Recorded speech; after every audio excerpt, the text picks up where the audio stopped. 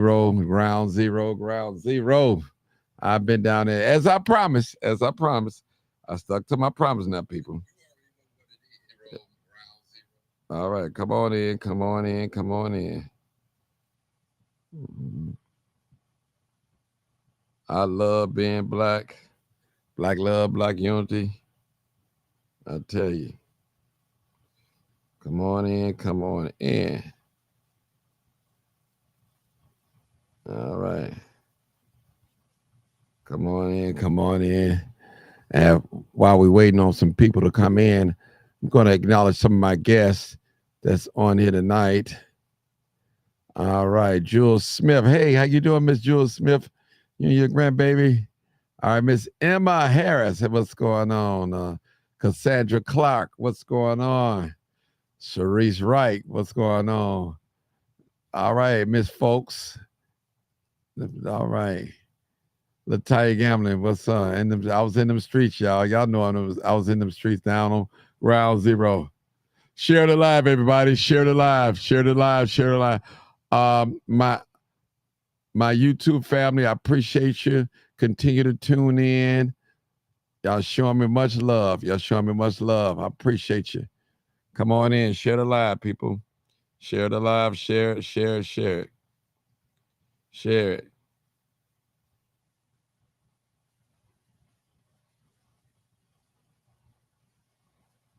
All right. We want to talk about some things tonight, and we want to talk about the DNC. We've been hearing all these wonderful speeches and all that great talks.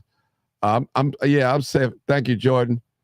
All right, tomorrow. All right, I'll see you.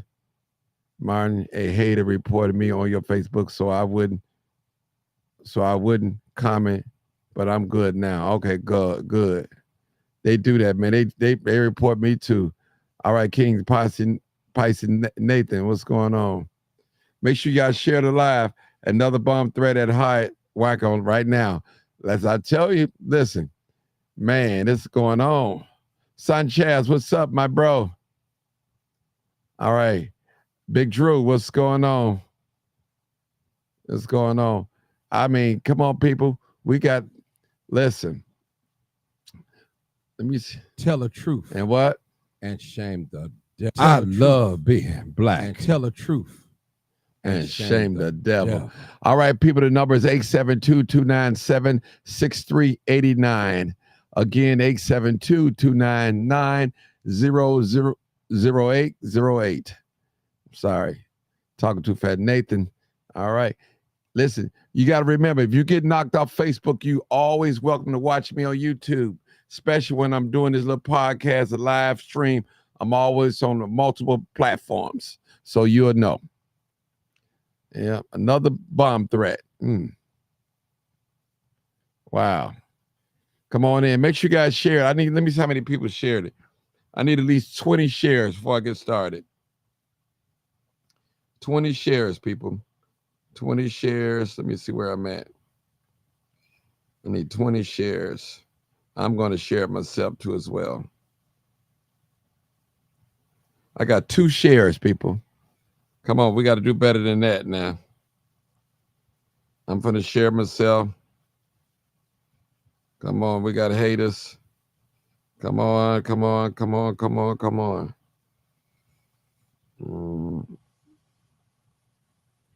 Come on, come on, come on, come on, people. Come on in. Come on in. Live, uncut, unedited.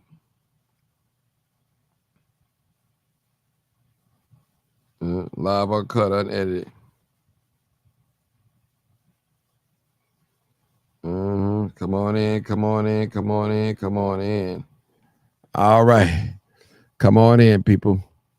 Just shared it. Okay. I'm sharing it right now to some of my people. All right. Come on in, come on in. Come on in. All right. Come on in, come on in. How many bomb threats today? Wow, I'm not sure. Katie Brown, what's up, Katie? It's a Ezel. Just shared. All right. Princess Black, Kena Nicole, what's up? All right. And if you don't share, you can tag somebody and share it in your messenger. That's just as well. Good with me. Mm-hmm. Come on in, people. Come on in. Come on in. Come on in. Come on in. Come on in. I love being black. We're taking callers tonight. We're definitely taking calls tonight. And Cassandra, all right, you shared a thing. Jordan, they was rude at the protest telling American veterans, thank you for your service, but you can leave now. If it wasn't for us, they wouldn't be here. Wow. Hey, Martin, all right. Lisa Love, what's up, Lisa? All right, you shared it, okay. I'm sharing it now again. All right. All right, come on in. What the shares? We see how many shares we're looking at now. Okay.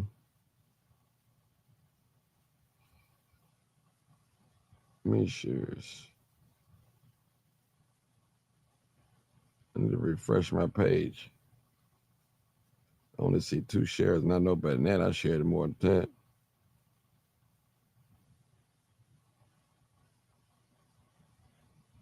All right, 57 shares. All right. Nathan, how Martin, how is Mama Doors and Sister Erica doing? They doing great. I think they're probably going to call in too. Hello. Okay, Deborah Singleton. All right. All right. Okay, people, what we going to do? What we going to do? Antoine, what's up, bro? All right. Larnell Hamilton, share. Thank you. Appreciate you. But that's all right. Deborah Singleton. All right. Thank you for sharing it. All right, we definitely can get started. I got a few people here on Facebook, 33 people on Facebook and 32 on YouTube and 6 on one page and 1 on the other page. So I guess that's enough to get started. They were giving DNC and DNC. Some of our people are just ignorant. Those are the ones that should have been aborted. Oh, Lord, have mercy. Oof. Wow. All right, people. The question is, let me get to it because some of you guys came on my post today and I said that we'll talk about it. And the question is, do y'all believe that Black Chicago is being left behind at the DNC? That's the question I wanted to ask. Talking about Black Chicago, do you believe that we're being left behind? What's the topic? What's up, Lynn? Do you guys believe that Black Chicago is being left behind in the DNC, people? We're hearing all these wonderful speeches and all these big time politicians are coming to Chicago. They're speaking, but are we being addressed? Are our needs being addressed or even being talked about? All right. Man, they had the abortion van outside giving abortions. Oh, my God. Illegals are replacing the Black community. All right. All right. Come on, call in, people. I got one call already. I'm ready. I'm ready. We got to talk. Are Black people being left behind at the DNC? Come on in, people. Come on in. Come on in. Come on in. Come on in. Come on in. Our Black people are being left behind. Come on in. Come on in. Come on in. Mm-hmm. Has joined. Yeah. Yeah. We got one caller so far. I need another caller. Arlene Black. All right. Somebody said no. I need y'all to type in why do you think Black okay, the callers, they coming in now. They calling in. Why you think, come on, I'm talking to Black Chicago now, Black people. Actually, you don't even have to live in Chicago to comment on it. If you live in LA, wherever you live at, the DNC, do you feel as being a Black person, you feel that you're being left behind? Come on, people. All right. All right, let's see. They calling too. Yes, we have Sarge. because of the American government and Barack Has Obama joined. and his wife. This is why we should not vote for Kamala for President Trump 2024-25. Okay, I need some more tangibles. Okay.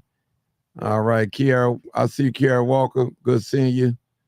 Nathan, you left behind, definitely not welcome inside the United States. I'm watching it live on TV. It seems like United States is full of with Get back Hispanics. in there. Okay. All right.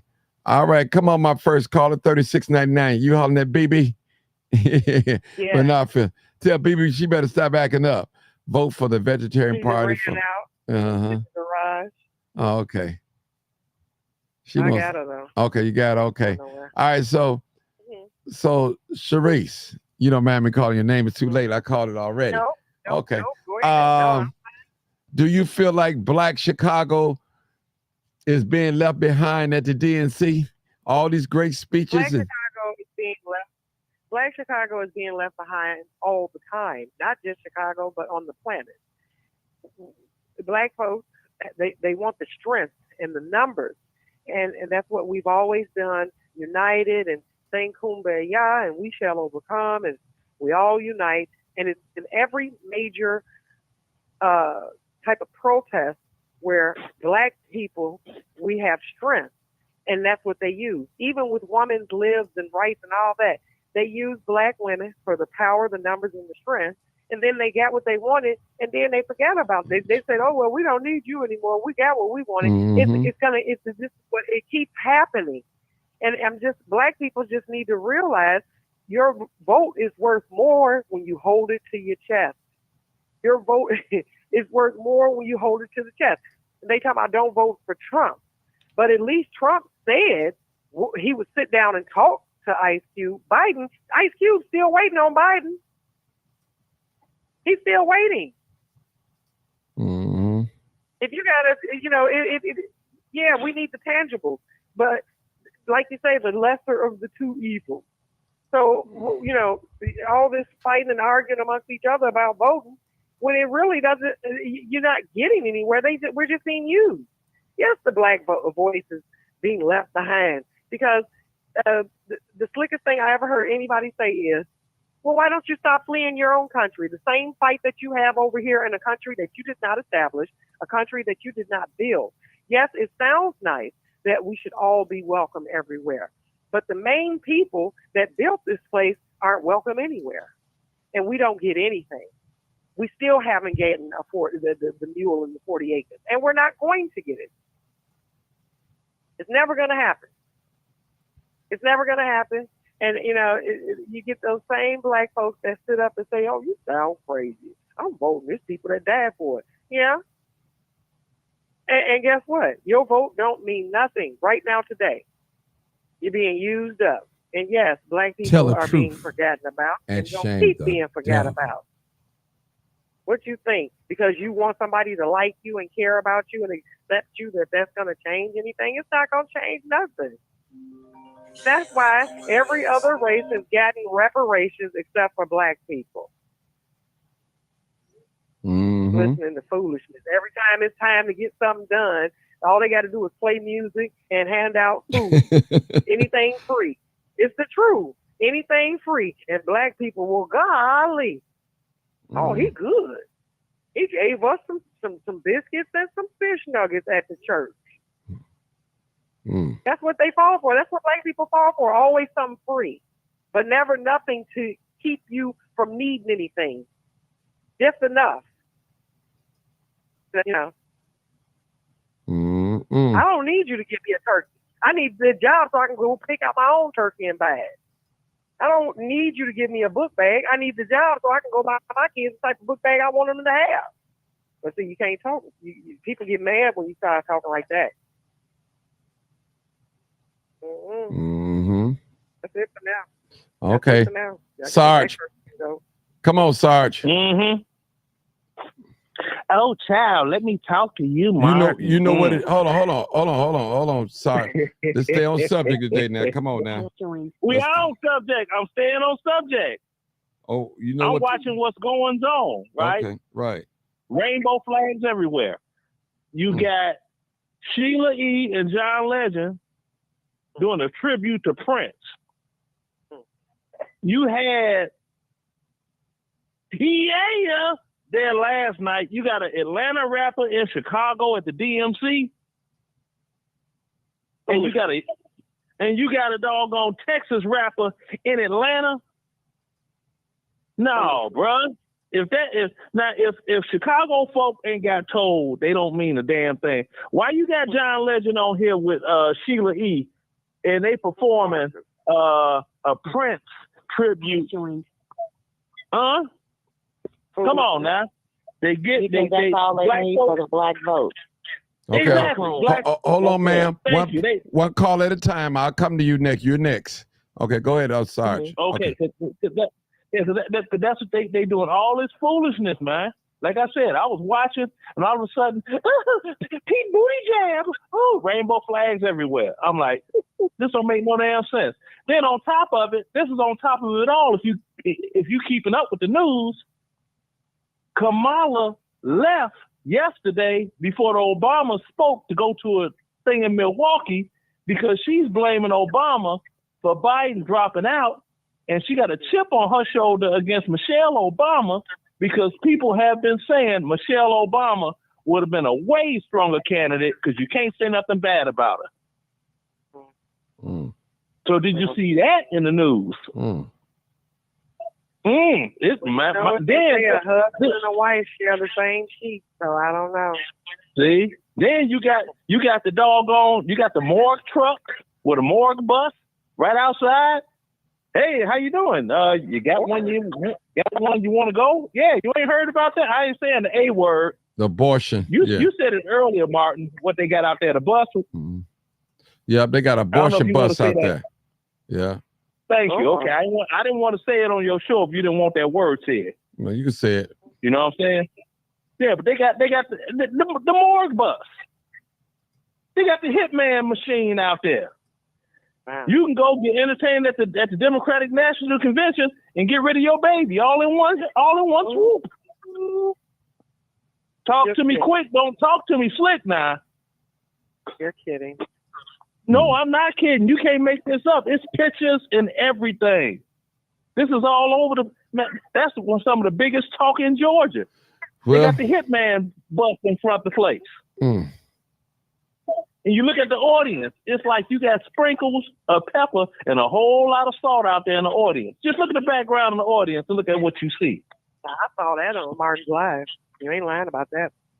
Cause I saw See? So that's what I'm saying with this. So black folk is like get in the back of the bus again because you can't stay on one accord. You can't stay on one accord. And I wish I would have been out there with Martin when that military dude was calling himself trying to be clever. Martin, I would have ate his ass up verbally. What happened? I didn't ate him up. What I miss? No, the dude. Remember the black dude that was with the white dude that got hit. Okay. Yeah. Remember him? Yeah. When he was asking you questions and you was asking him, but he wouldn't answer you. Right.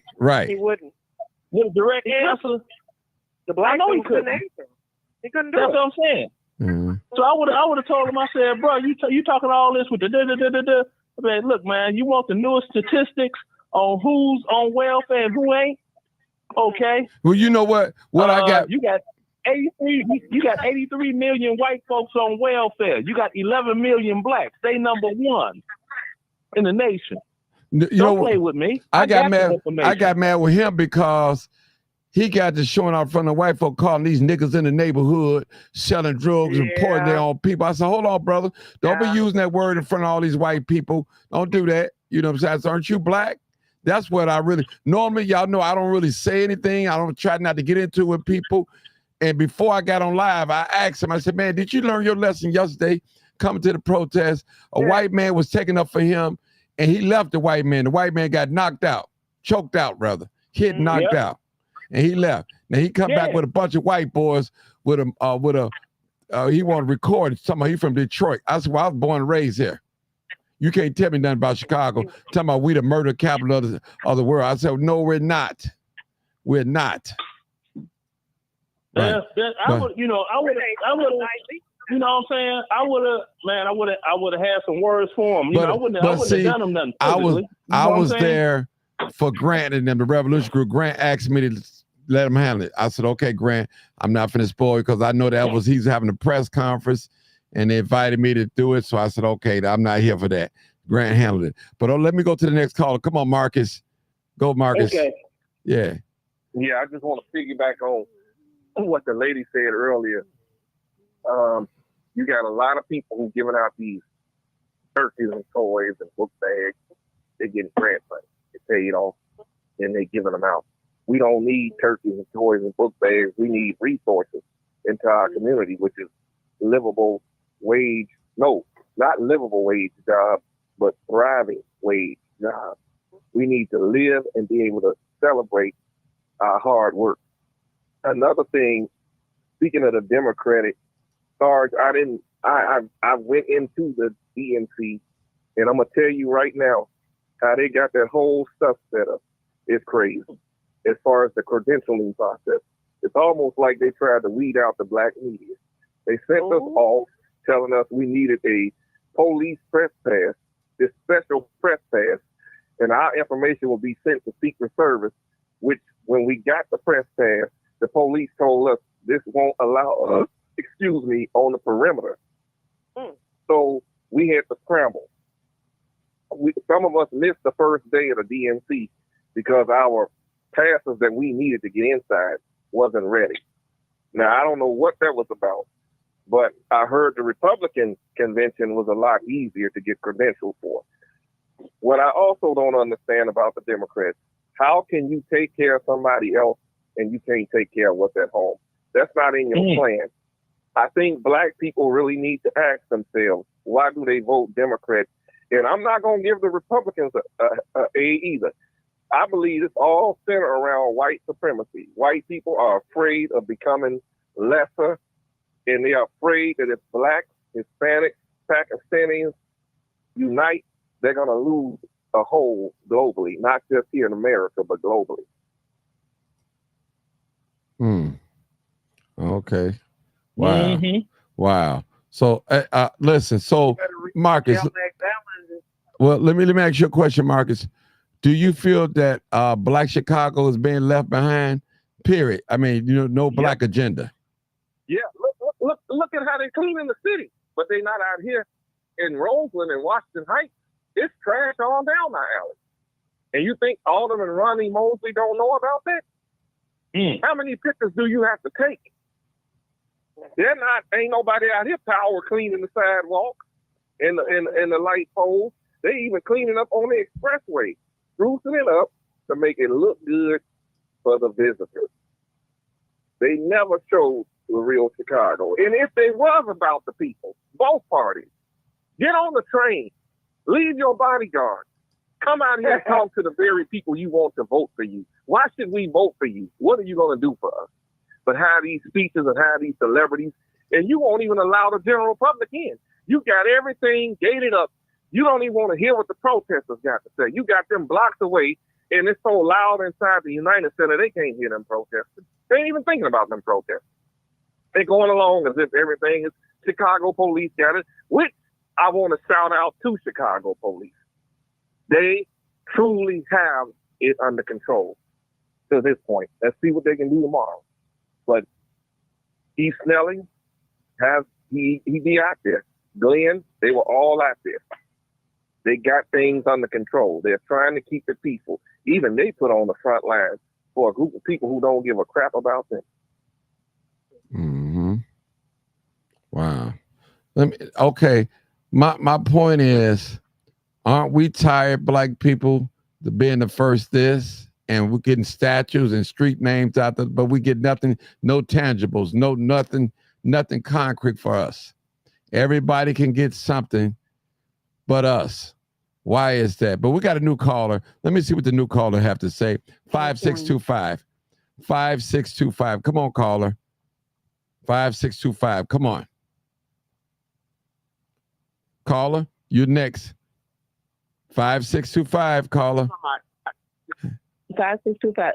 They are not for us, Marty. Here's the thing, and this is what I get the news media. They've been on the fact that they cut all the people that live in that neighborhood for they parking on their block. And they was not aware that they was going to put the the gate up where they cannot park on their block. And then none of them are. When the last time have we seen Oprah in Chicago? Ooh, preach. When the last time we seen Oprah step a foot in Chicago? Like she up there talking about this her hometown and this. Baby, they not for us. All those black people on the west side, they stopped them from parking on their block, and they had to walk when they get off of work to their house. And risk being That wasn't right. And probably got to go through a secure checkpoint to get in there, stand in line. One lady, won't be protected. and wasn't protected. Baby, they not right. They was not protected. But Channel 7, Channel 9, all of them been drilling in on the fact of they cut these people off from parking on their block and they didn't know about it. The alderman said when it first happened, "Oh, well, we handling it." No, he didn't. No, he didn't. Those people could not park where they live at. But and not only that, do y'all know that they put the protester people in a park where kids play, where the black kids play, and they could not go out. The parents ain't even letting them go outside and play in the park in their community because they got the protesters there. They didn't build that new park for them black kids. Baby, this what put the icing on the cake. Didn't y'all see Oprah? We ain't seen Oprah since Barack Obama. They lying. That's all I got to say, Martin. Oh, we got a new caller. Mm-hmm. Okay, we got a new caller. Another caller. We got to get everybody in. Okay, we got a long distance caller. Hey, they hung up. Yeah, dog, they hung up. I miss you. Call back. They I don't know what happened. They hung up. Listen, people. All I'm asking, I just want to put this out there. I'm not going to promote Democrat or Republican. This is what I'm going to say. This is what I'm saying. And you guys be whatever. I always say I believe we should have on both sides, blacks on Republicans and blacks on Democrat side.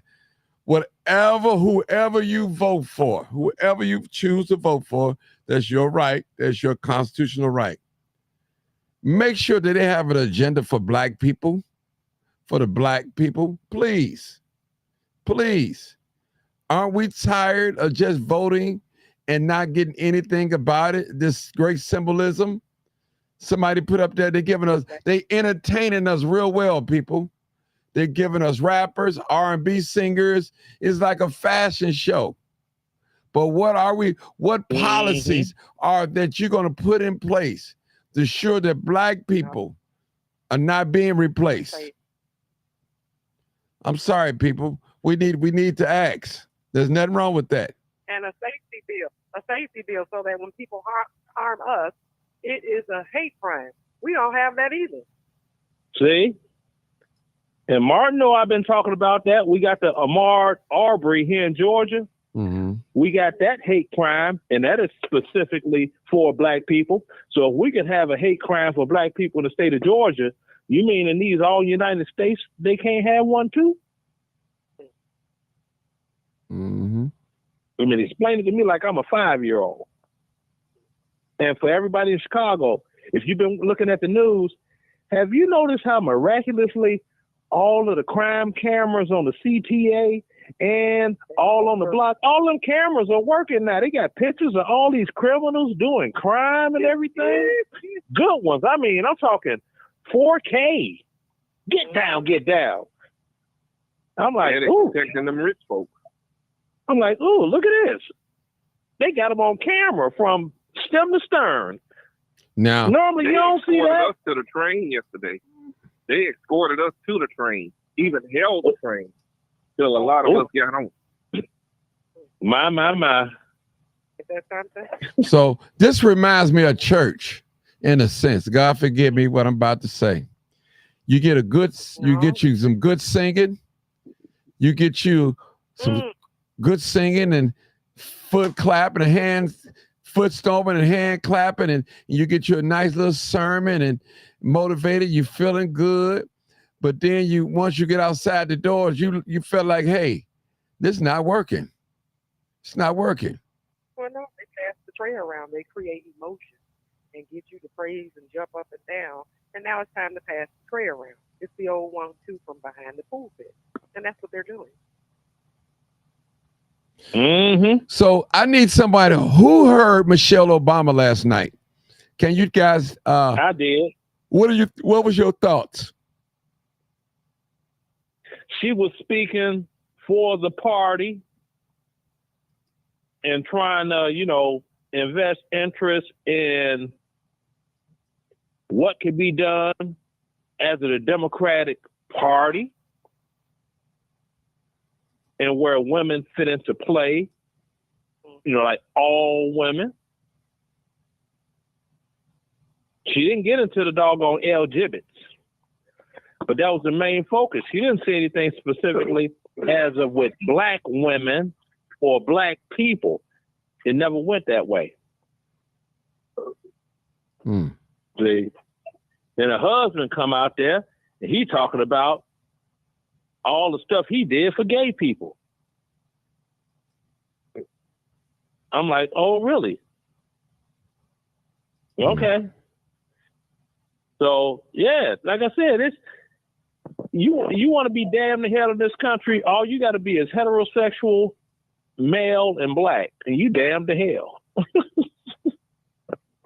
What my man say? You can kill a nigga at Walmart, but don't hurt a gay person's feelings.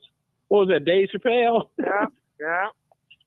Mm-hmm. He ain't lie either. It was funny, but it wasn't a lie. See? Mm-hmm. Don't make no sense, Martin. You're doing a good job down there. You're doing a good job showing everybody what's happening.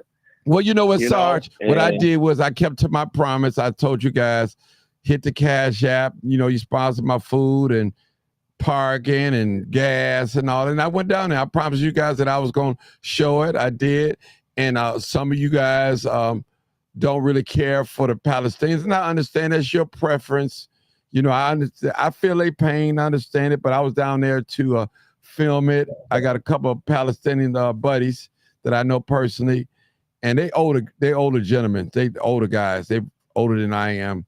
And they always talking about, they let me know the real deal, not the watered down version, what's going on in the news. They let me know the real deal. They have videos and all that stuff. So let's go to Old Timer. This is a devout Democrat. Hey, Old Timer, come on with it. So the question is, man, hold on. This is the question, Old Timer, so you'll know.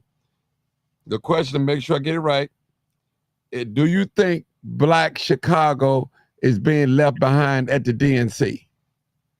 You've been listening to, I know you've been listening to. Okay, well, tell me why.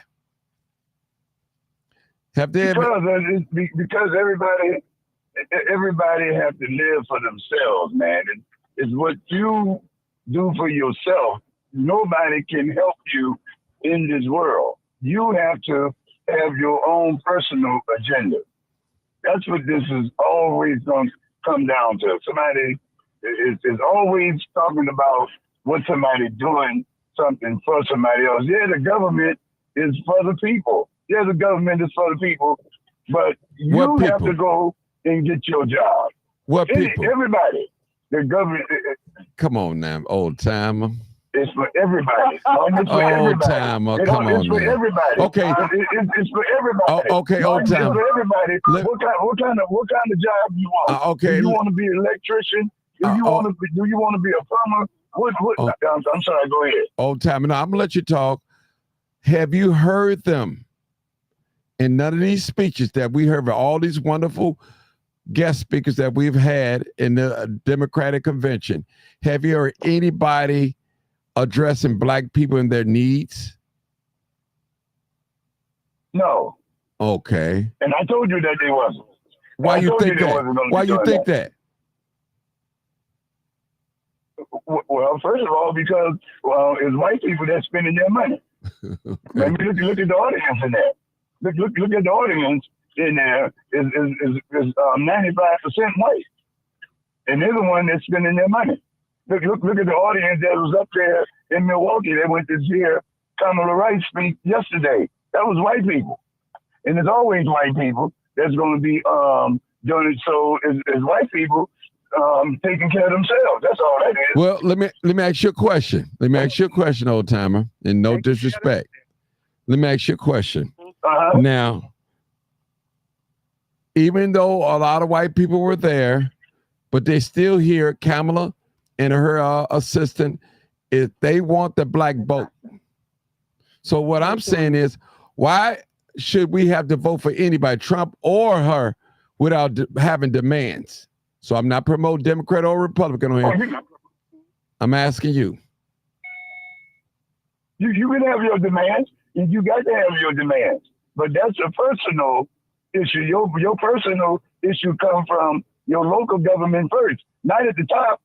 Your personal, it comes from your alderman to your state rep, and go from there. Then you start getting to the higher top tier of the government. But you're always going to be tied to your lower tier government. Those are the ones that's going to be opening doors and saying, we want these jobs, like we're going to do this blacktop. We want 95% of these jobs to go to young black people that's out there doing those jobs. That you can't go to the president and say, hey, how come we're not getting the blacktop jobs? Well, he's going to say, go to your state rep. And your state rep is the one that's got to get those, when they sign those contracts, they got to sign those contracts. But what are they saying about us? Well, let me ask you, we don't have enough equipment. Let me ask you a question. Let me ask you a question. We got two more callers real quick. How do you think the LGBTQ or A or alphabet community got what they wanted? Because they made their voices heard. Okay, who signed in the legislature? The president. The president. They got it from up top. They got it from up top. So you telling us to go local, but the LGBTQ, they went up top and got theirs from the president, Barack Obama. You're right about that. Yeah, you're right. Yeah, you're right about that. You true. So, but you true. Yeah, I have to back off. I have to back off on quite a bit of that, because when Kennedy ran for president, he straight out addressed the black agenda. That's how he got black people to be on his side. He straight out of, Obama, when Obama came in there, Obama looked down on us and told us to turn off Sports Center, turn off the TV, make it seem like all we was dealing with sports all the time. And so he didn't address the issues, but when it came down to the LBG and all of that, yeah, he addressed that right away. So you're right about that part. But then what that does is that enrages us the more to go out there and fight, the more for us. We just can't give up. Right, we're right. You just can't give up, because look at those you talking about, the Palestinian people. They out there every day. Now we out there and we voting for people. And without us, the people can't get in office.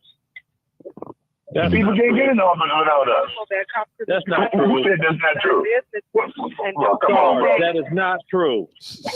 Sarge, I got to agree with Old Time on that one. I don't think, I got to agree with Old Time on that. Let me explain. The population of Black America is 13% of this country. That little piece of a voting block has never been enough to swing an election in favor or against anybody. No, I don't believe that. No, Sarge. Sarge, no, Sarge. Hold on. Now, hear me out. Hear me out. Do the math. The numbers don't lie. People do. Sarge, okay, let me ask you a question. Why politicians come in the Black community and try to get our vote if it don't matter, if it doesn't make it? Because the Democrats, they want to get as many voting Americans as they can on their side. They know that they used to be able to completely depend on Black America, like the Republicans depended on Black America at one time, when Black America, well, white America had less numbers. and it was balancing out. See, now with all this racial stuff they're talking about, look at what FDR did after the Depression for who? White folk. White folk. It wasn't no blacks out there working, building highways and doing all that stuff, Route 66, all them programs and everything. There was white folks. Okay. Jesse Owens went to the Olympics, annihilated Germany. He didn't even get a greeting from the president. He didn't even get to go to the White House, and went over to Germany and whooped Germany's butt. Okay. So don't tell me about any of that. Okay, Sarge, I need to go to the new caller, 8140. Come on, caller. Okay. Hey, caller. Good evening. This is Natasha. Hey. Can you hear me? Yeah. Hey, how you doing? Good. Hey, this is Natasha Gay. All right. So, I just wanted to say that we, even when we are involved, because I've seen it for myself, even in the short time that I attended a lot of those meetings, what I observed is we as a people have a tendency to move off of emotion, and they understand that, right? All these politicians understand that, and they move off of that, right? So after they get you with emotion, they don't hold. If they did promise you anything, they don't hold their promises to you. And you know why? Because we don't hold nobody to nothing. We don't hold each other to nothing, and we don't hold them to nothing.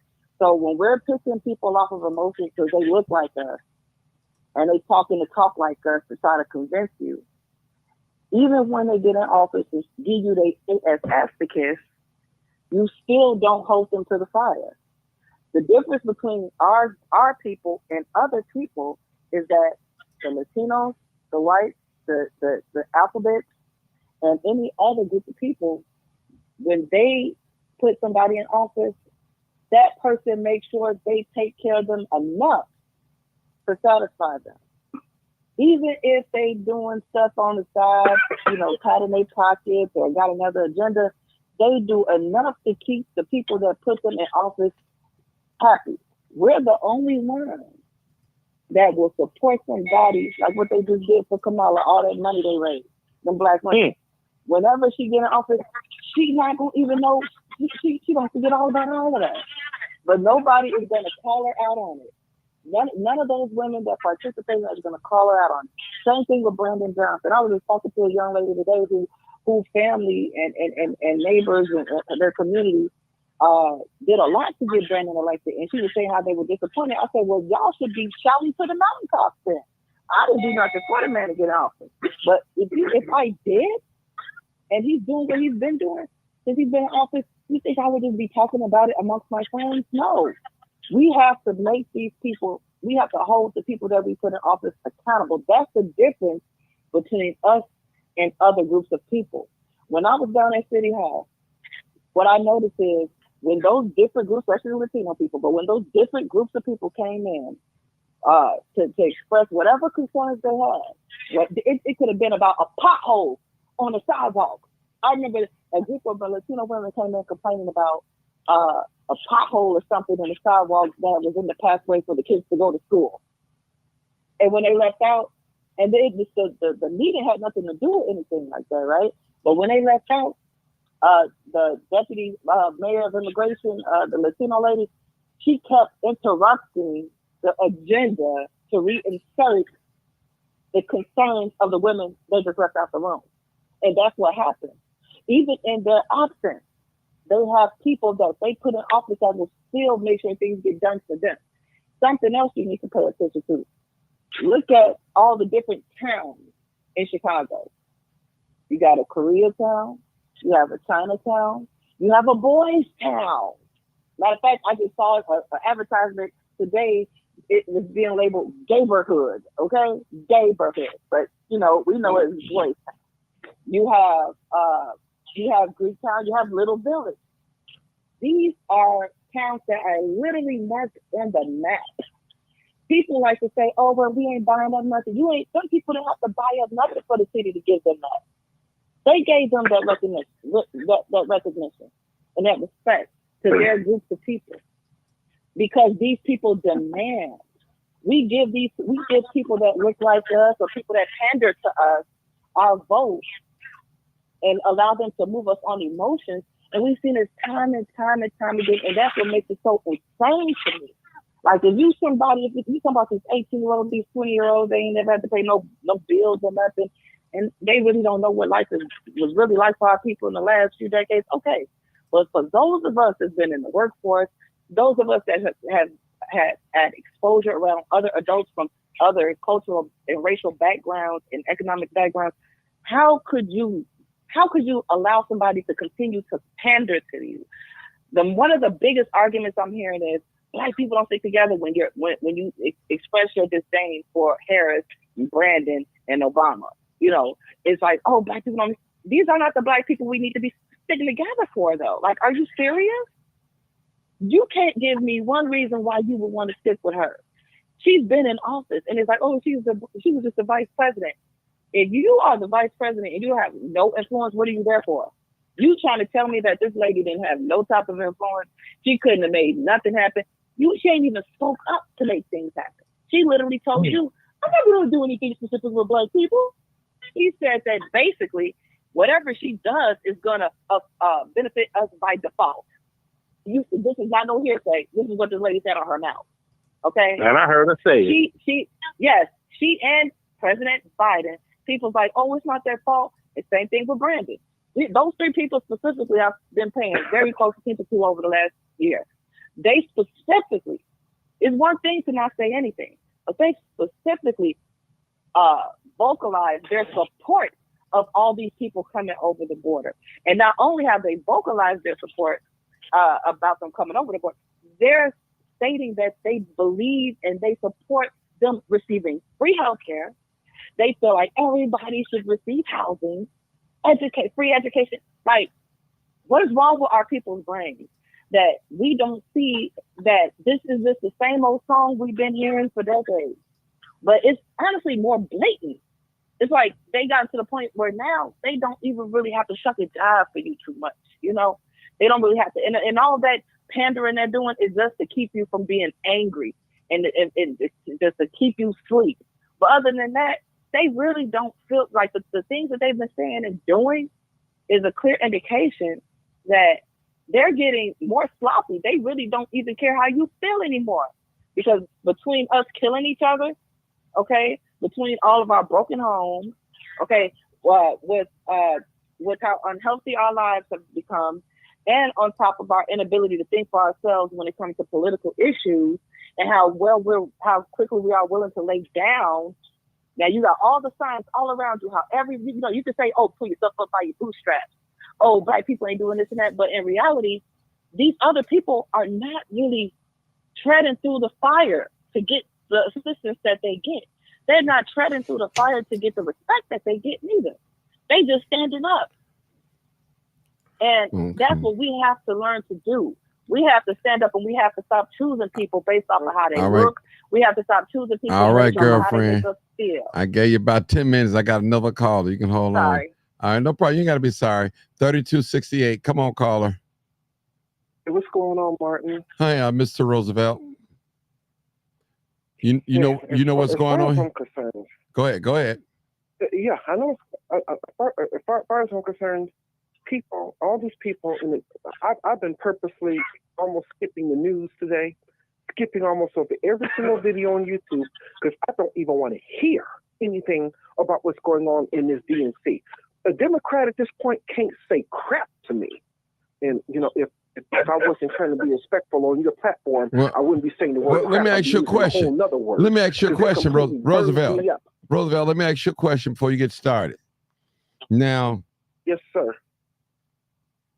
How do you think we're going to get things solved if we don't listen to the other side? You have to listen to the other side so you know more about what's going on.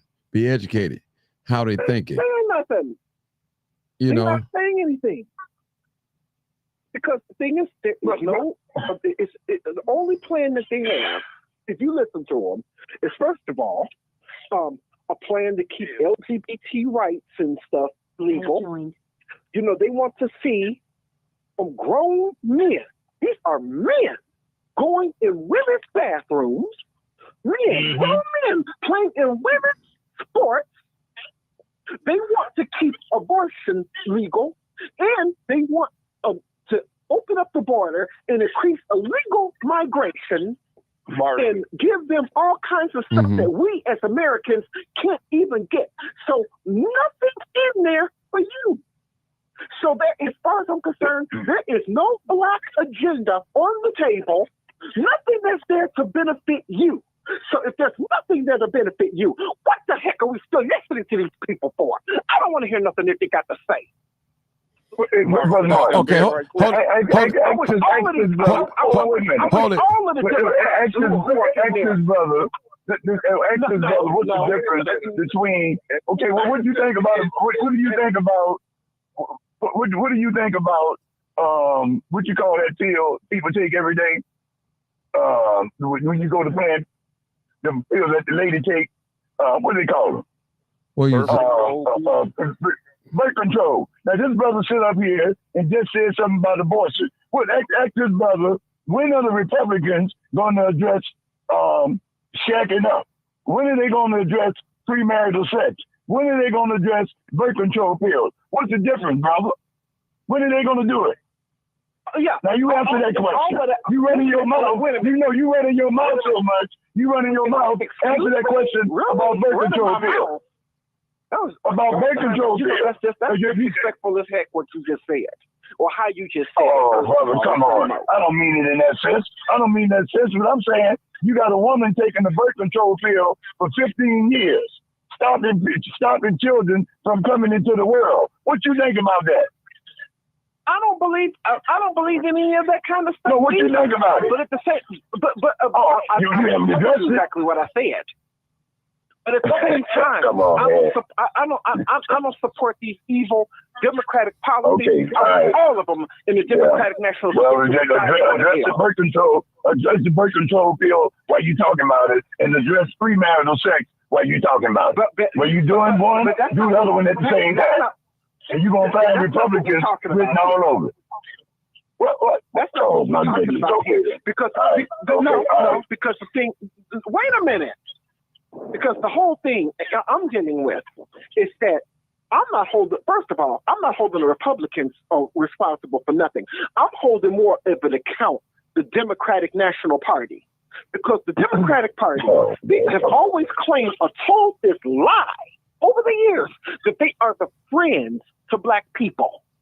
They said they're supposed to champion civil rights for everyone, including black people or mostly black people. Now the Republicans. Well, go back to 1958, brother. Go back to when Kennedy was in office and see what the Republicans did to black people. Why do you think black people vote Democratic? Because of what the Republicans did. They kicked us out the party. At that time. I'm talking about right now. Republicans Well, they only want your vote. They only want your vote. They don't want you to leave their party. They just want your vote right now. You can cut me off all you want to, but I'm still going to continue to talk over you. Okay? That's what's going to happen. Okay. I just want you to address both issues. That's all. I'm talking about what we are dealing with right this moment. You know, what are we dealing with? The whole flip-flop thing and what happened during the 50s and the 60s and all this kind of stuff. But we're no longer in 1958, 1960 something. We're living in 2024. And yes, the Republican Party has never claimed that they are friends to us. Neither party gives a damn about us. Excuse my French. But that's the way but especially the Democrat Party, that they were a friend to us. And if you are a friend of mine, I hold you more responsible than I do my enemy. Republicans did all these jobs that could have employed young black people overseas. So did the Democrats. It's all about white supremacy, and we fighting each other over party. And that's not right. And none of that is right. But I'm talking about people who claim to be the friends of us, who are coming around to even our churches, asking us for our vote. These are mainly Democrats who are doing the same thing. But I'm talking about here in the Chicago area and all this stuff with all these different pastors. But I will say you're right. But don't let me start dropping some names, because I will. At the United Center, they had a transgender washroom. I did not go in that washroom. Don't. No, you got because this is policies that the Democrats are pushing, and I feel that if we get Kamala Harris in there, there's already a prophetess who I watch online. She predicted that if Kamala Harris gets in there, it's going to increase or speed up God's judgment against this country. Because the only thing that you're doing is just letting in much more wrongdoing with policies and everything. And you're not even taking care of an old timer. He's a married man, been married for years. How would it look like if you didn't take care of your wife and your children, but yet you wouldn't go take care of somebody else's wife and somebody else's children? No, you're supposed to take care of your own first. And let me give you a little piece of scripture while I can, where it actually says if a man does not provide for his own, especially for that of his own house, he has denied the faith and is worse than an infidel. And that's what the country of America is going into, because they have denied the faith by taking care of all these illegal immigrants. And we can't even get certain things that they can get. We can't even get away with certain things that they can get away with. I mean, so they have not dealt with or taken care of American citizens. They can bring in all these other people on the outside and give them link cards full of thousands of dollars and all kinds of cash. We as Americans can't get anything. So as far as Democrats go, I don't want to hear nothing that they got to say. So I've been almost turning off the news because I don't want to hear nothing of this Democratic National Convention. I don't want to hear what Obama has to say. I don't want to hear what Walsh has to say. And I definitely don't want to hear what Kamala Harris has to say tomorrow night. None of them can't say nothing to me. Okay. Not one thing. We got a new caller. I mean nothing. We got a new Not caller, one Roosevelt. thing. I've saved some of that Well, fire. sorry, Martin. Sorry. Oh, no. Come on, new caller. I think that's Bill. Bill? Bill? Hey, Roosevelt. I got a question and want to fill in behind it. I watched your video being down there, and I wanted to know, did you see many protesters that were Trump supporters down there? You couldn't really tell. They wasn't. I didn't. No, it wasn't neither Democrats or Republicans. They really wasn't pushing that agenda.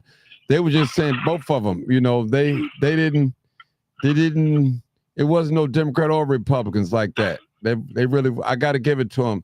They was talking bad about both. They were doing that, both. Out of all the times I would hear the vibe, it wasn't no, actually they dogged the Democrats out even worse, if I may say that. Yeah. So. Well, you would suspect that to be happening because it's the DNC.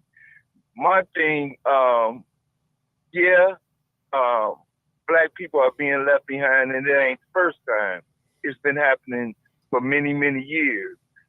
We have general opportunities, but we have no tangibles or any commitment from the party that we've been voting for, that we voted for years.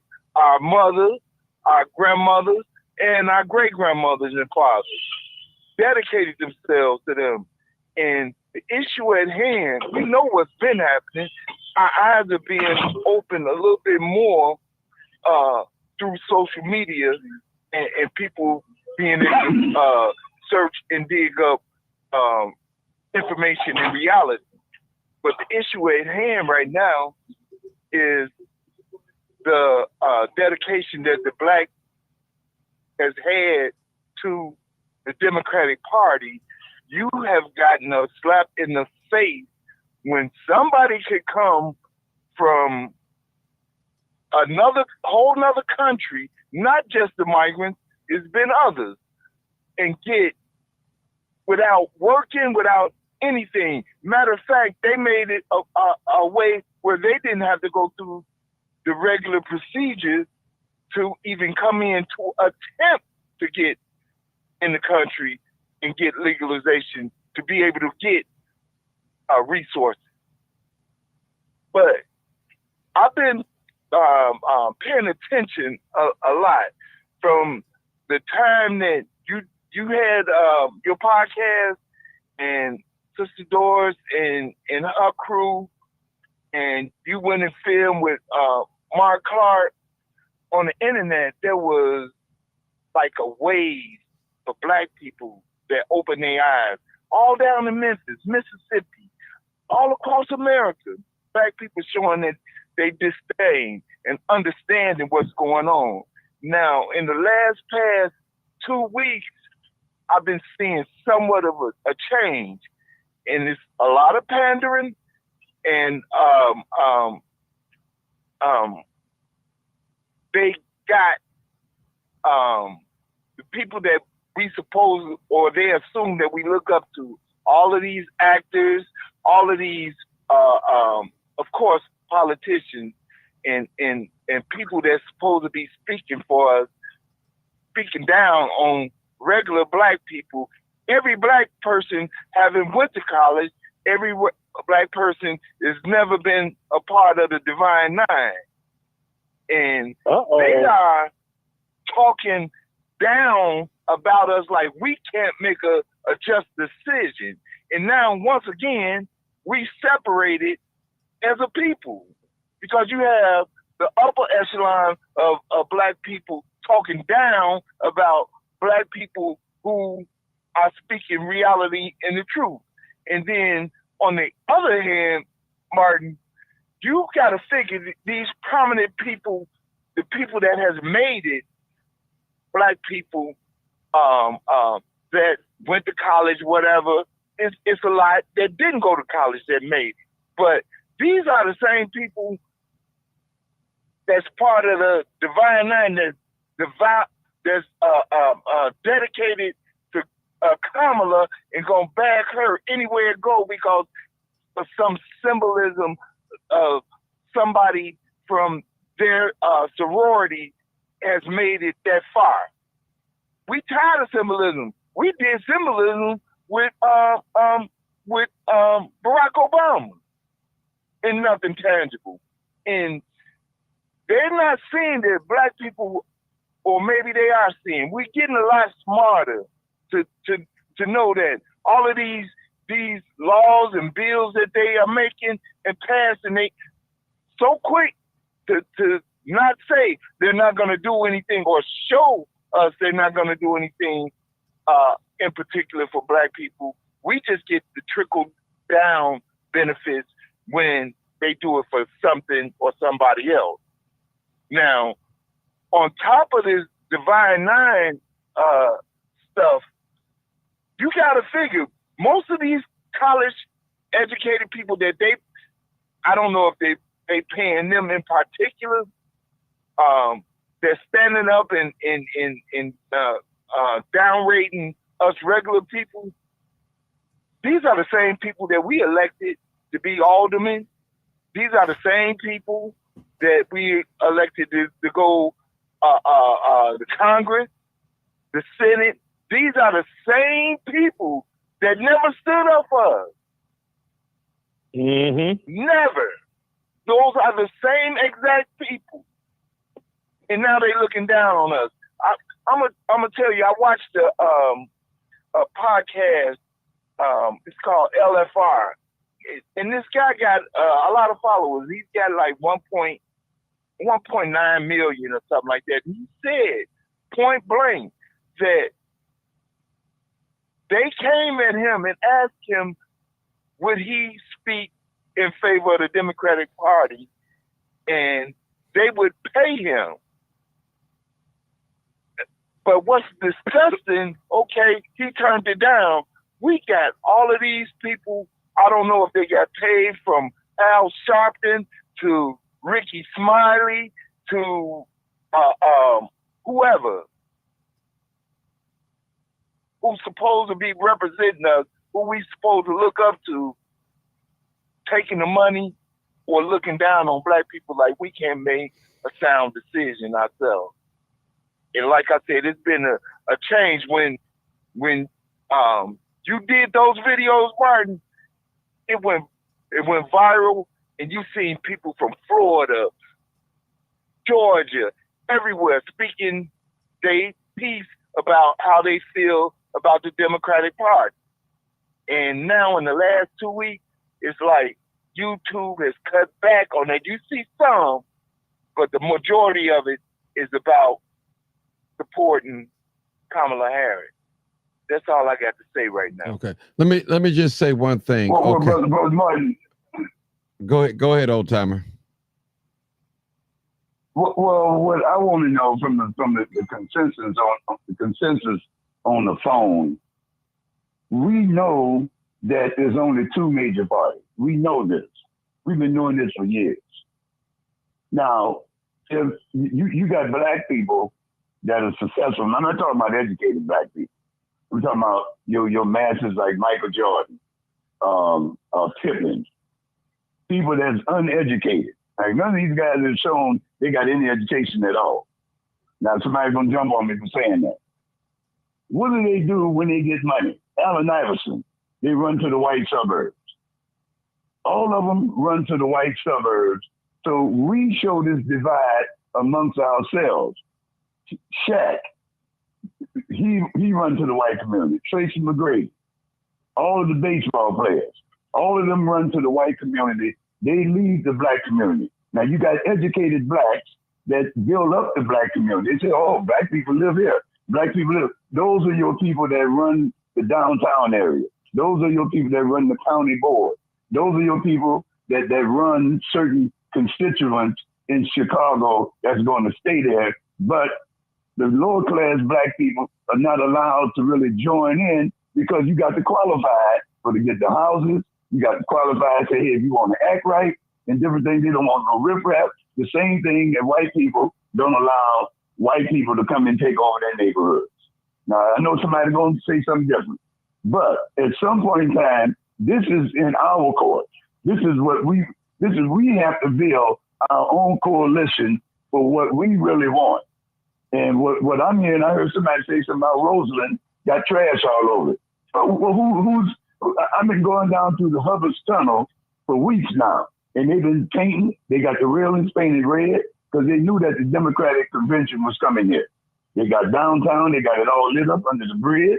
We know this. They had this lit up in 1990-something when they had the DNC back here before. They did that same thing.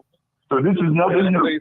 So can I say something? Because I'm the one who said that. I live out here, and we have an alderman.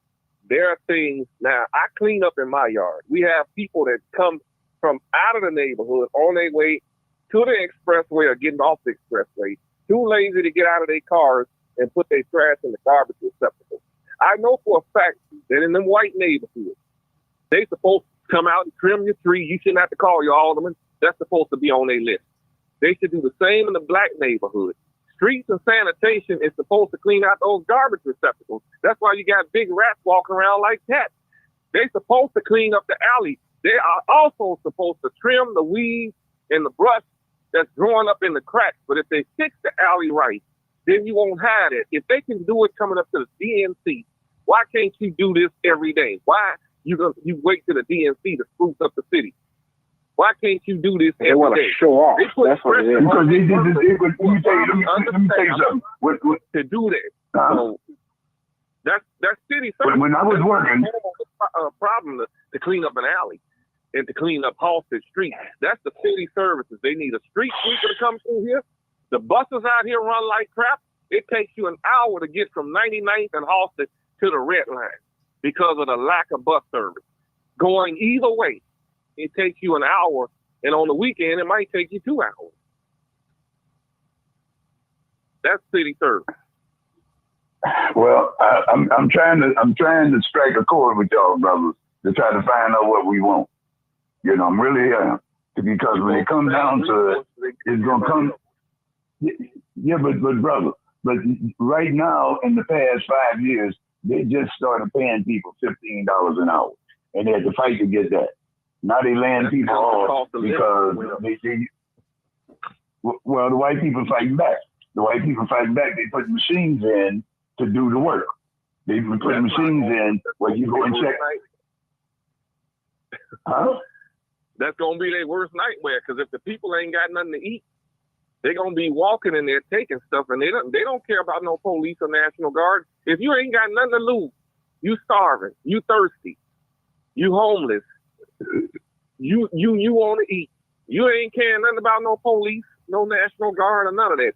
You're going to walk in there. Machines break down. They need people to fix them. And they don't want to pay the people to fix them. The rich don't want to pay you nothing. They want to save money and don't want to pay. Even some black people who own major newspapers don't want to pay their employees for what they're worth. Okay. But they want to get all the money for themselves. This country is built on greed and capitalism. So when you come back to the LBG. Go ahead. Go ahead. I'm gonna listen. Go ahead. When they come back to, they got what they wanted, old timer. You see,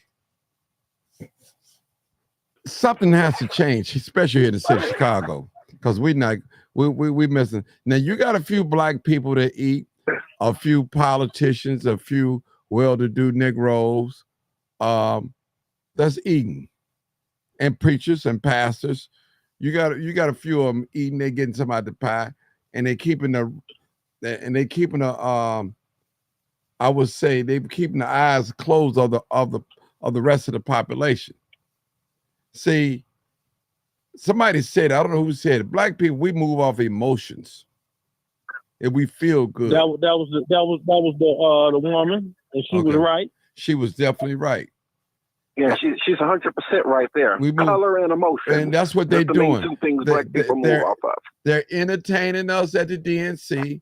They're bringing in some of our favorite celebrities that we love and we admire and we follow. But they have not addressed no real concerns for the black community. And don't get me wrong, I know it's just more than us need things. I know the Palestinians, they want the funding to be cut. I know the LGBTQ, they probably want more and more rights. This particular group, the Asians, they probably want something. People, we cannot continue. I don't care who you vote for. I don't care what old timers say, Roosevelt say. We have to get to something from as a group, not individual, as a group. We need to get something. You could tell us, listen, you can say, hey, let's talk about reparation. Let's vote on it, whatever. You can at least have us in mind on something. Nobody's really talking. Now, Trump did say that he had a platinum plan for black people. I think somebody put it in there, Jessica, for black people. Now, now y'all listen to me. Now, y'all correct me if I'm wrong, old timer. I never hear no black politician say he proud to be black. You never hear him say that. You never hear him say that. Because they, number one, the reason why they won't say that, because they afraid to lose the white vote. They figure if you too black, you're not going to get voted in office. And that's what they're afraid of. And I always say, two things that politicians cater to. They cater to the ones who they most fear and the ones who bankrolling them. That's who they cater to when they get in office. That's all I have to say for right now. You got a point. Well, I tell you, Martin, the thing is this. They got this big old thing. It's called a Congressional Black Caucus up on Capitol Hill. They voted each other in that club. They voted each other in that club. They are the boule, the upper crust, as they think they are, black people. They don't give a damn about anybody on the bottom end. When that crime bill was wrote for Clinton to put it into law to lock up all them black people, they were the first ones running in 100% full support of it. Oh, yeah. And then tomorrow night, Corey Brooks is supposed to speak at the DNC 9 p.m. Chicago time. I'm going to set my alarm. Hold on, Corey Brooks, Pastor Corey Brooks? Yeah, he is. They just put it on TV. He spoke at the Republican DNC. Martin, they just put it on TV. Wow. They said they just put it on my TV set. Said Corey Brooks is speaking at the Democrat National Convention 10 p.m. Eastern Standard Time, which is 9 p.m. Central Time. Kamala Harris supposed to speak at 8. Right before Kamala Harris at 10:45. No, right after. He's supposed to speak right after her. They might have it wrong because the email I'm looking at, somebody's speaking at 9:45. And who is that? Kamala Harris is supposed to come on at 9:45. Okay, he's supposed to come on at 9 o'clock on the dot. So maybe that's a little bit before her. Yeah, it is. Yeah, it is before her. Right Okay. before her. They have a lot of minutes to speak. So Corey Brooks, I do know for a fact what I seen on this TV that I'm looking at right in my face. And it said 10 p.m. Eastern Standard Time, Corey Brooks speaks at the Democratic National Convention. I'm like, Corey Brooks? He spoke at For that. real? They got him too? Yeah, they spoke. Well, he spoke at. Can I interject on something? Yeah, go ahead. Hold up. I think you might have it wrong. Tomorrow, Senator Cory Booker to join Democratic Corey National Booker is Convention. speaking, not Brooks. Okay, I thought so. That didn't sound Cory right. Booker. Let me look. Because maybe I seen wrong. It's a possibility. Just going through the long email. Okay, Brooks is turned over to be more more Republican. Yes. Corey Brooks has pretty much changed some of his stances on a whole lot of stuff or whatever. He doesn't think that black people need to identify with Kamala Harris just because she's so-called black. Who she ain't black at all, but he doesn't think that black people should get into identification politics. I heard him say that on his channel, so I think it's Cory Booker, not Corey Brooks. What does the paper say, But Marcus? if it's Cory Booker, it won't be at night. It'll be at 9 a.m. and he will be speaking at the McCormick Place, the United Center. Is it? Which one is it now? Come on now, because we don't want to put no false information out here. Right. I'm just making sure. Yeah, because I'm looking. I don't know because I'm looking. I'm looking at the email and it says something about Cory Booker. But that's at 9 a.m. at the Cory Booker, not Corey Brooks. Cory Booker. Right, not Corey Brooks, because I'm not seeing Corey Brooks. I just looked up online. Maybe I looked when I could see Cory Booker and you just misunderstood it. And that's because they had 4 people up there. They got the first one was a black woman. Okay. Since she's an undecided voter. Then they had somebody hold else. on there. I gotta ask old timer a question. Old timer. Why should we vote Democrat? Go ahead. Why should you vote Democrat? Yeah. Nobody interrupt. Let them talk.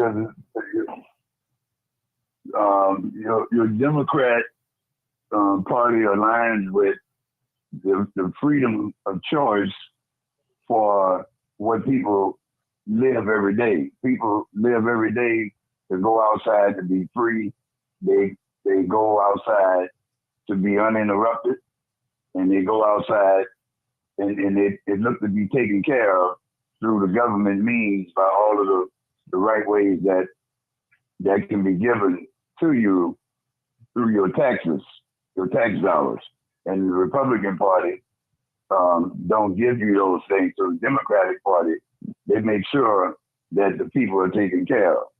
So it's almost like, it's almost like a welfare program, but part of your tax dollars and everything that you spend is aligned with what you should be receiving back from the government. So if you need something, you should be able to go to some form of on the lower tier, whether it be to the township or to be through the automatic, department. But that's where your representatives are, and your money comes from Springfield. To come back to you. So that's the democratic process of the people, by the people, and for the people. So, but it's up to you to make sure that happens. And it does happen, but it's happening every day. But that's the process that gives you the Republicans saying, well, you keep giving people handouts and people are not going to be able to do anything for themselves. But the Democratic Party, they make sure that everybody has what they need to be taken care of, in all manner through the public system and through the social system of your government. That's what they do. Okay. Roosevelt. Martin. Hold on. No. Let me get Roosevelt. Okay. Roosevelt, why should we both vote for Republicans? Well, I feel that we should vote Republican because even a whole lot of us started out Democratic. I feel that the policies of the Democrat Party, especially over the last 4 to 5 years, whether you want to talk about this illegal immigration, whether you want to talk about lies that were told to us about COVID-19, whether you want to talk about them opening up borders, whether you want to talk about prices just being raised, you're paying much more for food, much more for gas, whether you want to talk about even the moral decline of us just as not only a black people, but everyone, to where, you know, it's so free, or Democrats have made it so free, like old timer said, rights for everyone. So therefore, anytime there's rights for everyone, it means it's like nothing, there's no order. It's like a free for all, pretty much, to where the laws are pretty much laxed, that people, they can go around and do whatever it is that they want to do and say whatever it is that they want to say. It's nothing. So I mean, this is why we have problems in Chicago because of Democrat policies. You know, this is why we have, I think, so many shootings and all this other kind of stuff because of Democrat parties and Democrat policies. And so I got tired of the lies about COVID. I got tired of them opening up the border. And them at this point, the Democrat Party, true enough, is supposed to take care of the people, but that means the American people first.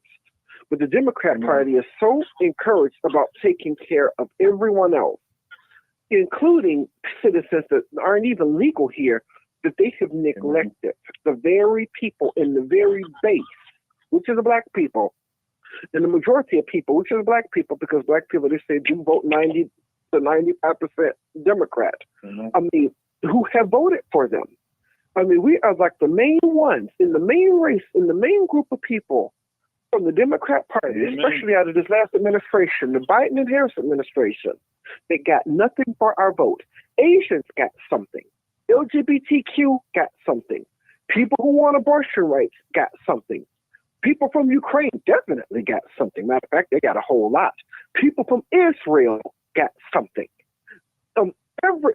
Everyone got something except for us. We can't even get something as simple. We can't even get an executive order from the president himself trying to pass the George Floyd Policing Act. We can't even get that. Not even one thing from the Democrat Party. So if you're not going to get the one thing from the Democrat Party, I mean, you know, people always said the main is to keep on doing the same thing over and over and over again and expecting a whole different result. So therefore, it will be more policies just like this. If we put Kamala Harris in, because she said that she has bound herself to continue Biden's policies. So all black people out there, under the sound of my voice, if you still want transgender people walking into women's bathrooms, vote for Kamala Harris. If you want to keep paying more for food and for gas, vote for Kamala Harris. If you want LGBT rights, who have much more rights than what me and you have, or you want illegal immigrants to have way more rights than you, and you want them to bring in more people to replace you as Black Americans, continue on the vote for Kamala Harris because it's going to be much more of the same. Matter of fact, it's going to be worse because as far as I'm concerned, the Democrat Party, they're much more lower on morals. And I really believe that God is really going to speed up judgment against this country if we get someone like a Kamala Harris in. Well, Sarge, you get her, brother. She's going in. She's going in, whether you like it or not. She's going in. Sarge, you can believe what you want to, old timer. The bottom line up front is this: Please, have the Jews ever forgave Hitler and crew for what they did to them? Nope. No. Who started the KKK? Democrat. But black folk vote for him now, ain't they? Whole time I'm laughing because he didn't know that. He laughing because he one of them. The day is over. Now hold on. This is a man that's only 5 years older than me, so it ain't like this my elder. This would be like my older brother. Like I said, they don't make them like they used to make them during the Malcolm X era. And didn't Martin Luther King say, I feel that I led my people into a burning building? Oh, yeah, he said that. We will overcome, and we ain't came nowhere. As a people on this Democrats and see, because Massa gone, no. How you gonna doggone blame white folks for everything and at the same time support them with the Democrats and then saying, well, they want to give you this and give you that. Okay, I'll tell you what. You know, I got a 5-year-old grandson. If I keep giving him bicycles but don't nobody teach him how to ride, is he gonna learn how to ride? Is he gonna learn how to ride? No, it's not. Oh, see, so what you talking about giving people rights? Yeah. Giving people rights? You got the right to go outside and do this and do that. You got the right to a man to walk up in a woman's bathroom and lift their dress up and sit down and pee next to women or your daughters or whatever, and it's all right. You can't say nothing. You try to defend them. They will take you to jail for a hate crime against that individual because you don't want them in a bathroom with your doggone under the age of daughter, granddaughter, whatever. That ain't America. Right. That's Sodom and Gomorrah. Right. And that's the definition of communism. Okay. So what do we say? So, Sarge, what do you think about people that live common law? What do you think about people that live common law and they have premarital sex? You think about those? Wait a minute. I was trying to hear you said, wait a minute now. You said people that that's behind closed doors. That have premarital sex without being married and people that live common law. What do you think about those people? Okay, what I think about those two is may I answer his question? He did ask me a question, I'm gonna answer it.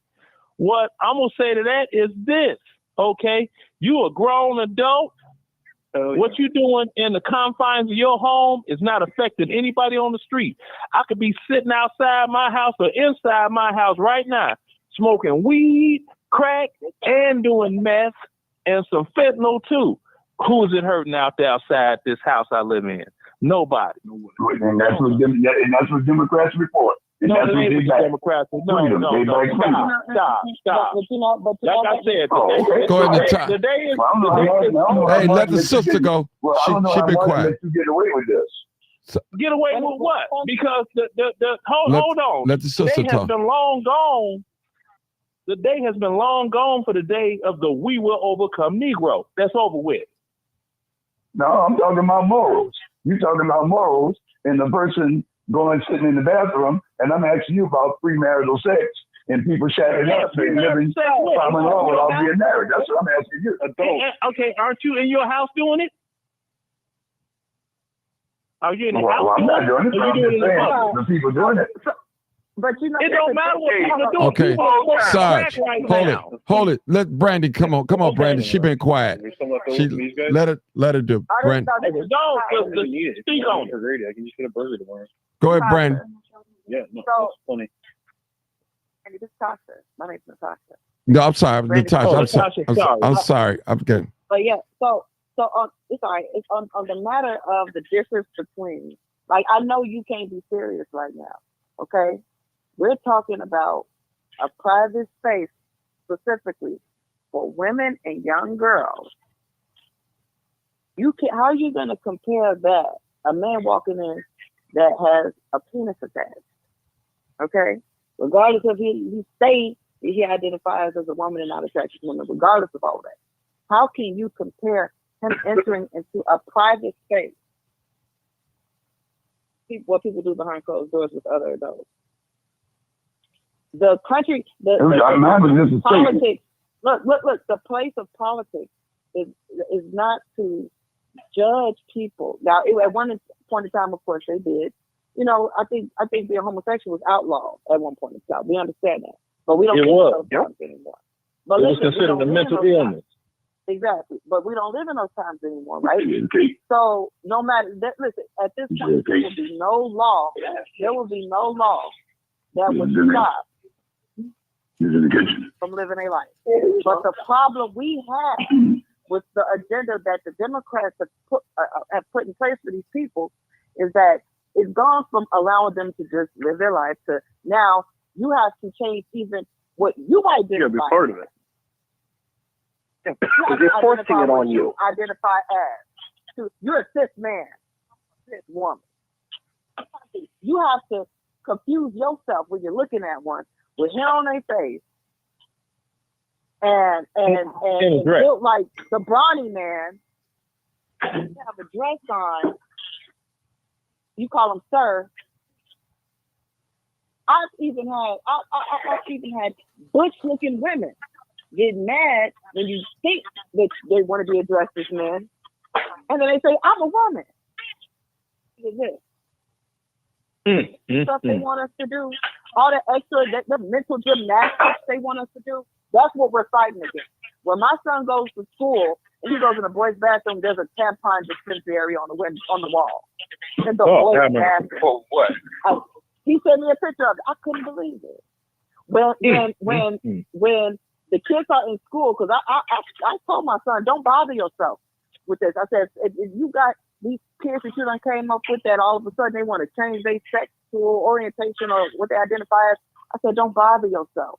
If they get offended because you don't want to keep reminding yourself that, oh, they're not a girl no more, they're a boy, or they're not a boy, don't do that. Just don't be bothered with them. Because this is the thing. You are asking too much. If you want to go off, and I'm not a homophobe at all, I'm going to tell you right now, but all this effort that we have to do, the work that we have to do to make them feel comfortable in their own skin, HELL no. So you cannot compare that to people that are, you can't compare that to baby daddy, baby mama shacking up, none of that. That's not our place. That's not your place or our place, unless we're friends and family and, you know, maybe we share a religion together and we're judging each other or whatever. But so you don't count that as freedom? So you don't count that as freedom? Hold on 1 second. Old timer. What you trying to compare is apples and grapes. You do not know if a person is married by seeing them cohabitate together. Now, given the LGBTQ, all of these liberties, now you got to explain to your kid, your grandkids, why it's okay for this woman or this man to be in the woman's bathroom. And explaining that to them opens up the door for them to think that's okay, and it's not. What you gotta do is let put boundaries on it so it don't ravish this earth, Sodom and Gomorrah, and let people as far as people shacking up together and having sex without being married. Let them deal with that with God.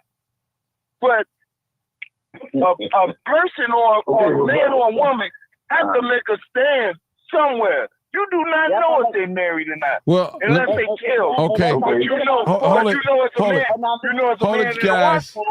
Hold it. I need to take a break real quick. We're looking for some new callers. 872-299-0808. 872-297-63. I need some new callers, people. Call on in. 872-299-0808 or 872-297-6389. Let me just say this, people. Now, there are some common law marriage in certain states. If you live with your woman a certain amount of time, y'all shack it up, y'all consider being married. So you got to take that in, not here in Illinois, but in some states you do have that. So I just wanted to bring that out. Okay. Well, let me try to address it quickly. Okay, I didn't say that I was for it.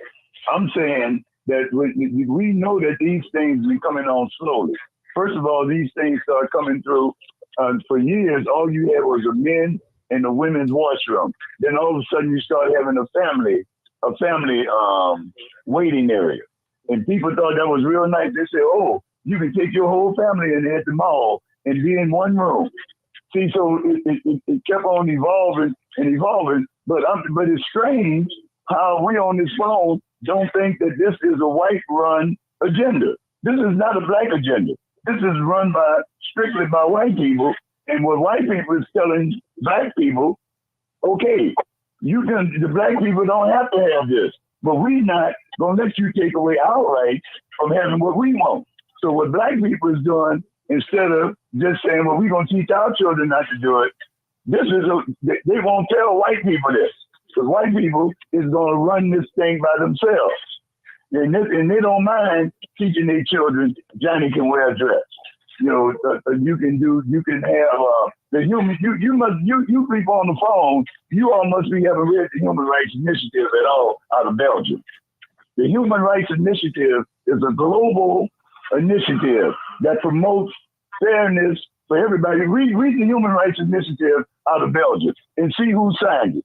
Every country in the world signs off on the Human Rights Initiative. And when you read the Human Rights Initiative, it tells you everything you need to know that what countries ought to be allowing to have in their countries. Okay, bro.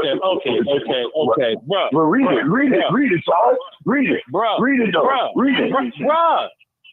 Stop acting like white people are the only people that's gay. One of the greatest DJs out of Chicago. They're concerned they are. Well, they're concerned that they are. Can I finish? May I finish? Okay, go ahead. Ricky Knuckles, one of the greatest DJs out of Chicago ever. First Grammy Award winning house music DJ is gay. Ron Hardy, gay. Andre Hatchett, gay. He's still alive. A bunch of other DJs. But he can't gather no gatherings. He can't gather no gatherings. See that is your trying to say. That is your problem. We got some new callers. Hold it, y'all. I'm sorry. We got 3 new callers. We got my favorite caller on here, but I'm okay. Area code 805. Come on, caller. Has joined. Caller 805. You're live. This is your brother Benjamin in Jesus Christ. Hey, how you doing, brother Benjamin? Good. I just wanted to say, as someone who is considered Caucasian or white, you're giving them too much credit. We're not trying to mastermind anything.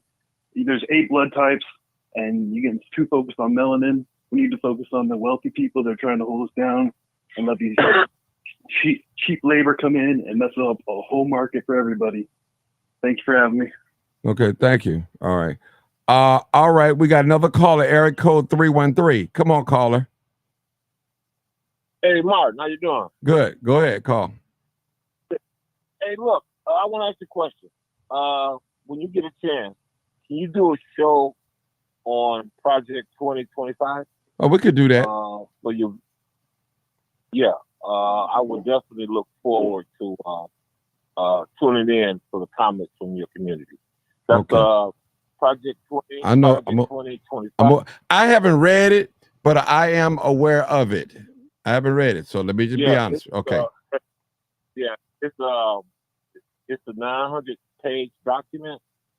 But once when you do the show, if anybody wanna look into it before you do the show, you can go on the Project 2025 website, and you can get a copy of the policy. But it is a project, I understand, that's being pushed towards Trump. A lot of Trump former advisors is pushing that project. In fact, the project head has pushed for DJ Vance to be the vice president. So I would like you to do a show on that, and then we can look at that project and see how that project will affect the Black community if Trump becomes president. Okay, I agree with that. But didn't Trump say he didn't agree with that too? Yes, he did. Yeah, true. Yeah. Hey, Martin. Yeah. If you hit me with an email address, like you got my phone number. Yeah, I got your phone number. Text or call me, give me an email address. I could send you a PDF file of the 2025. I got it right here. Okay. I've read it. Okay. Ask me what's on page 25 or what's page 225. I got it right here in front of me. Okay, let me go to the next caller. Okay, yeah, that's cool. I'll do that, Sarge. Okay. Go ahead, 13-3-3-1-3. Okay. You still talking? Hold on. I want to see if he's still talking. Go ahead, sir. Yeah, I just have one last thing to say. Yes. Trump did say that there's some things in the project that he agreed with, and there's some things in the project he disagreed with. But Mark, I know you're very busy, but if you get a chance, there's a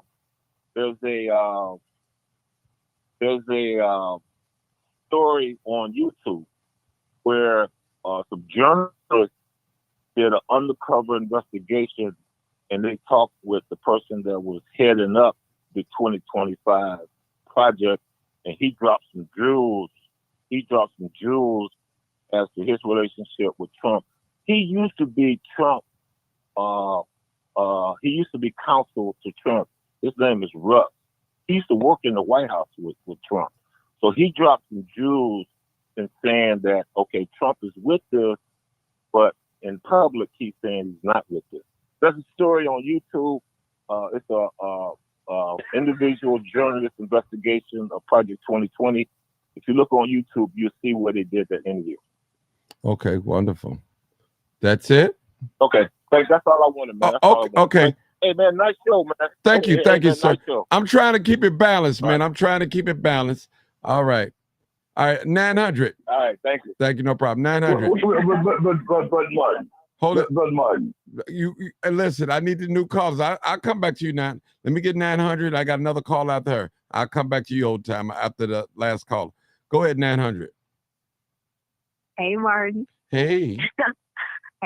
Hey. So I'm actually still on the plane.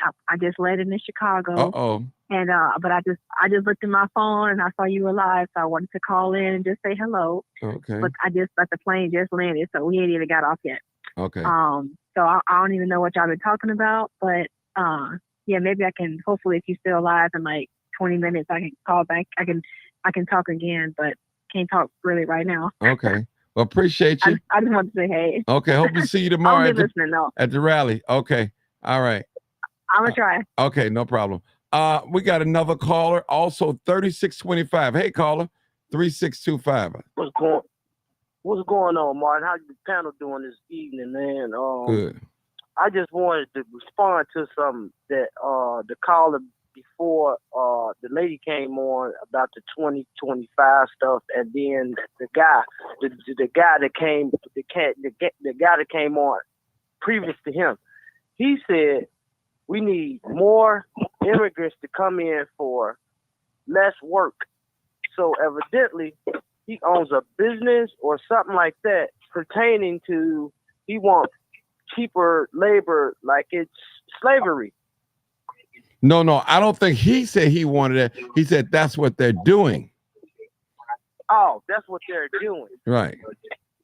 I said that's what they're doing, and I just said that's the evil agenda that the Democrats are trying to push, or whatever. I didn't say that's what I would want. No, I wasn't talking about He wasn't talking about you.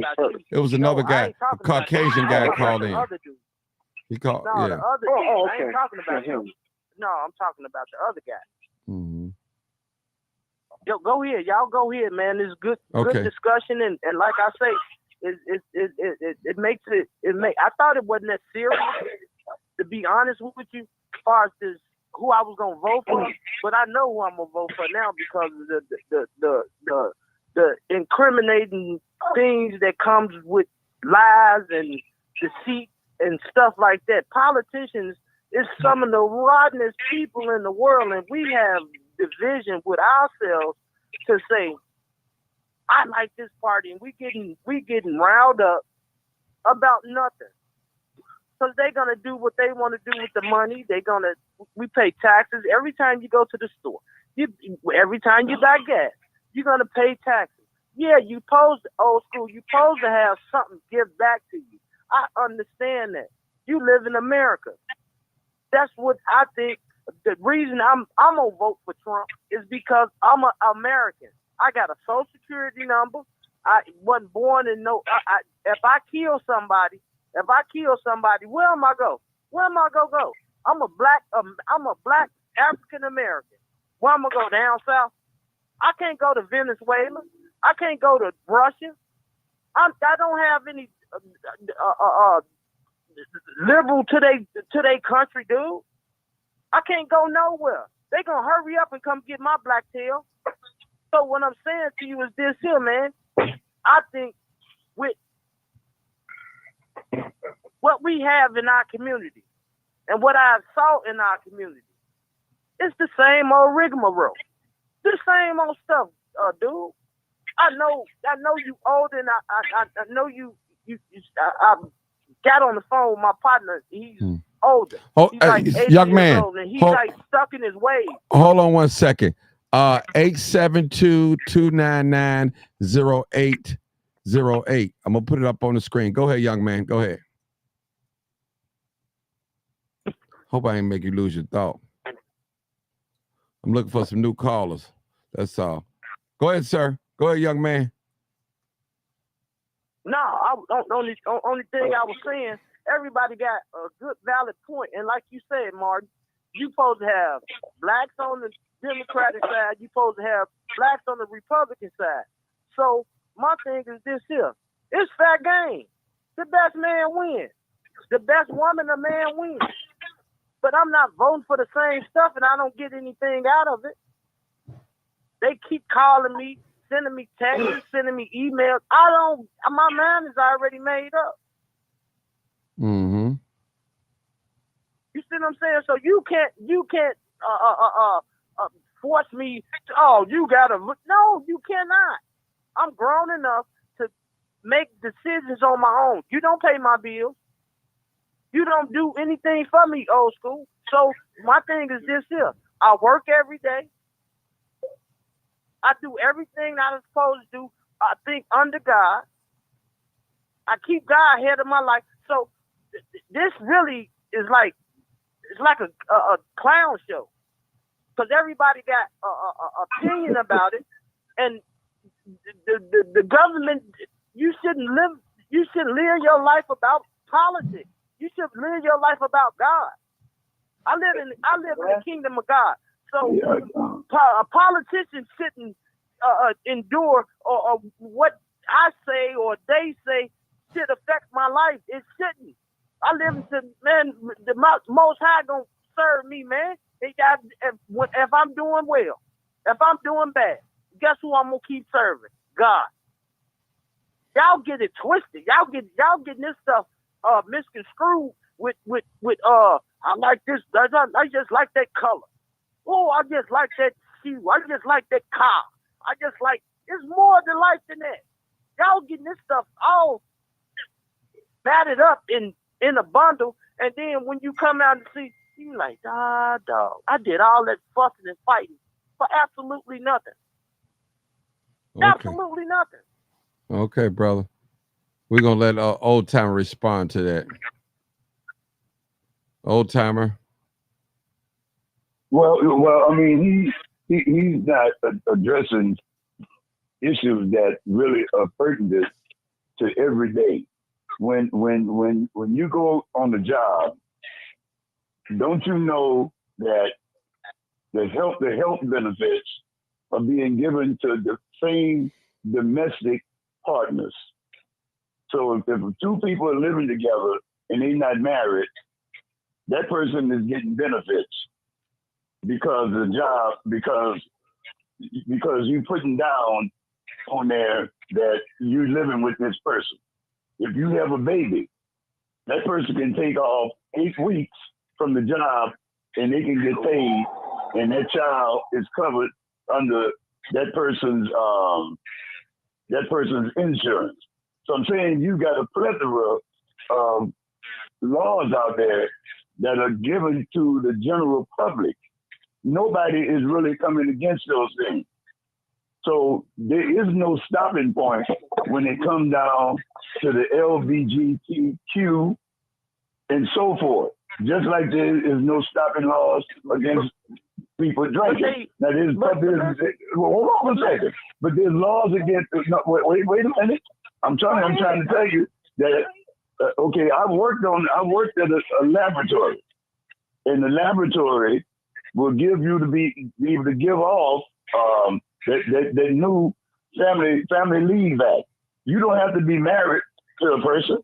So all of them are promoting some type of ungodliness. All of them are promoting ungodliness. And everybody, wait a minute, no righteous person is walking off from the job and say, I'm not going to work here anymore because of this ungodliness that you question. I worked at a company that made solutions for abortions. I'm talking about bagging it and putting it in the box. I'm talking about sodium chloride.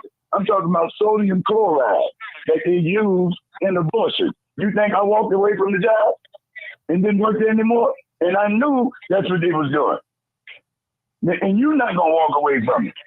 So I'm saying you all are saying a lot of things, but when it comes down to it, I'm just trying to lay it out there, brother. I'm just trying to lay everyday living out there. Now, you take the same thing that you cannot ticket on these jobs. These jobs are non-union jobs, so you can't go out there and hold your picket line because you're going to get fired from your job. Many of us work those jobs. You don't see nobody ticketing State Farm. You don't see nobody ticketing Allstate. You don't see nobody ticketing these issues of what you're talking about.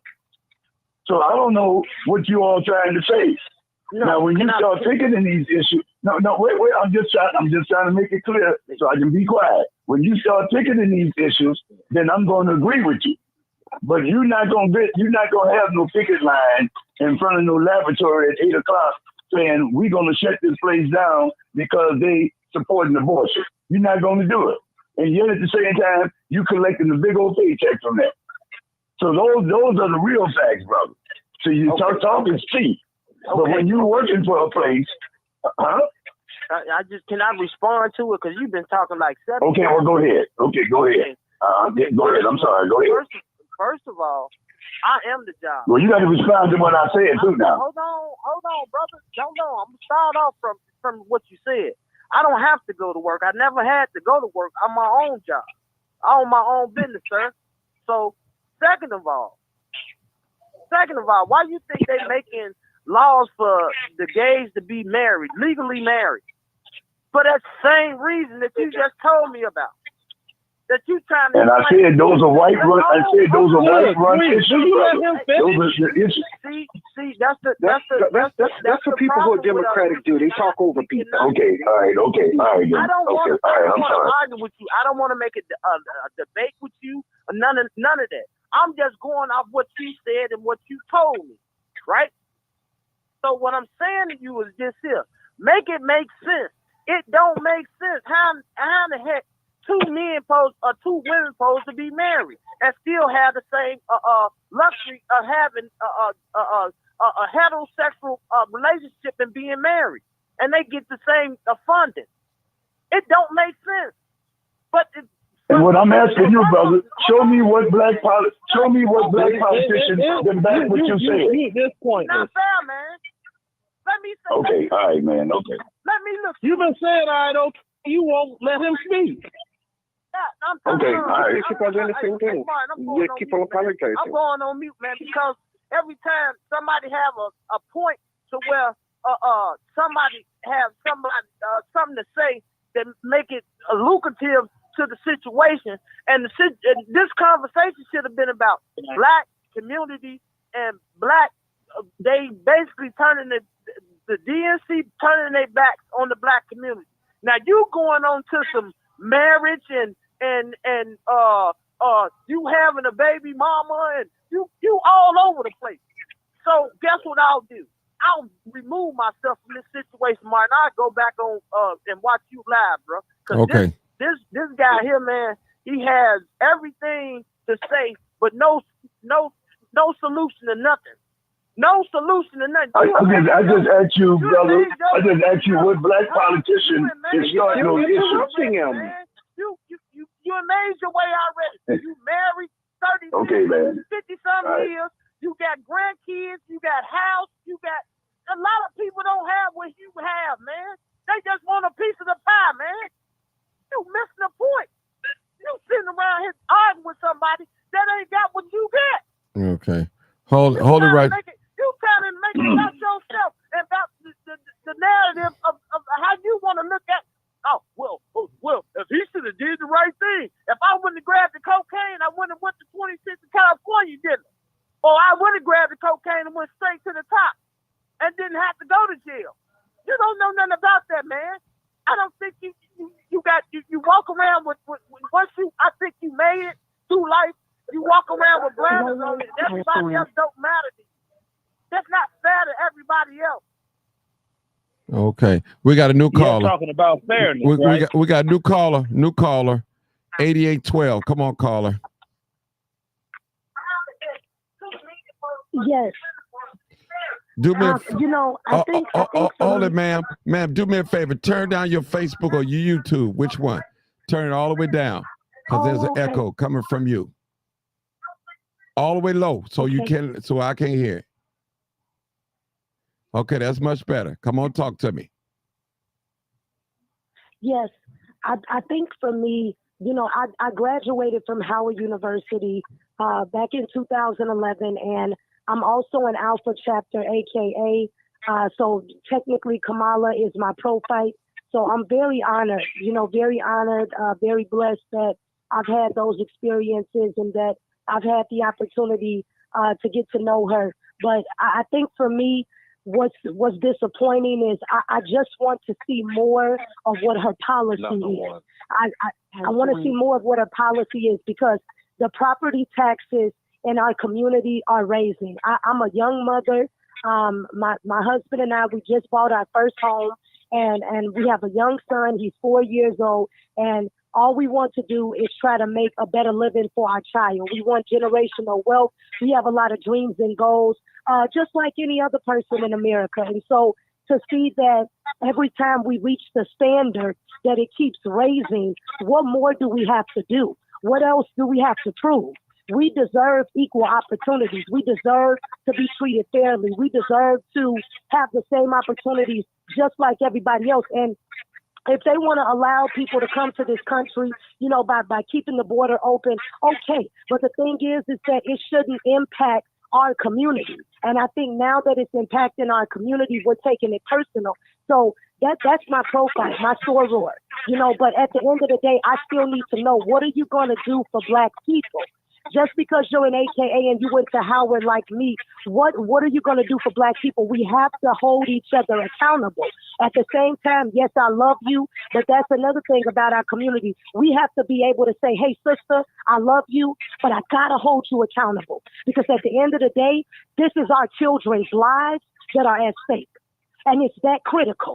It's that critical. If we don't fight now, and if we don't do something right now, our children will be impacted by these decisions. The truth. And that is the reason why. Shame the devil. Go ahead, sister. Keep talking. That's the reason why I'm so passionate. Thank you. That is the reason why I'm so passionate about it. And I think like this, like what happened in Tulsa, Oklahoma back in the day, even with the two survivors that we had, in my opinion, why do they still not have their reparations? Why? What else? This is what I'm talking about. What else do Black people have to do? Rebuilding our communities? Why? Yes, the property taxes are going up, and yes, we could get a second job. We could, go out there and put in more hours with entrepreneurship, but why do we have to work harder? We've already worked hard enough. Our ancestors have already paved the way for us. They have already laid the foundation. Why do we have to keep busting excuse my French, why do we have to keep busting our asses just to get ahead?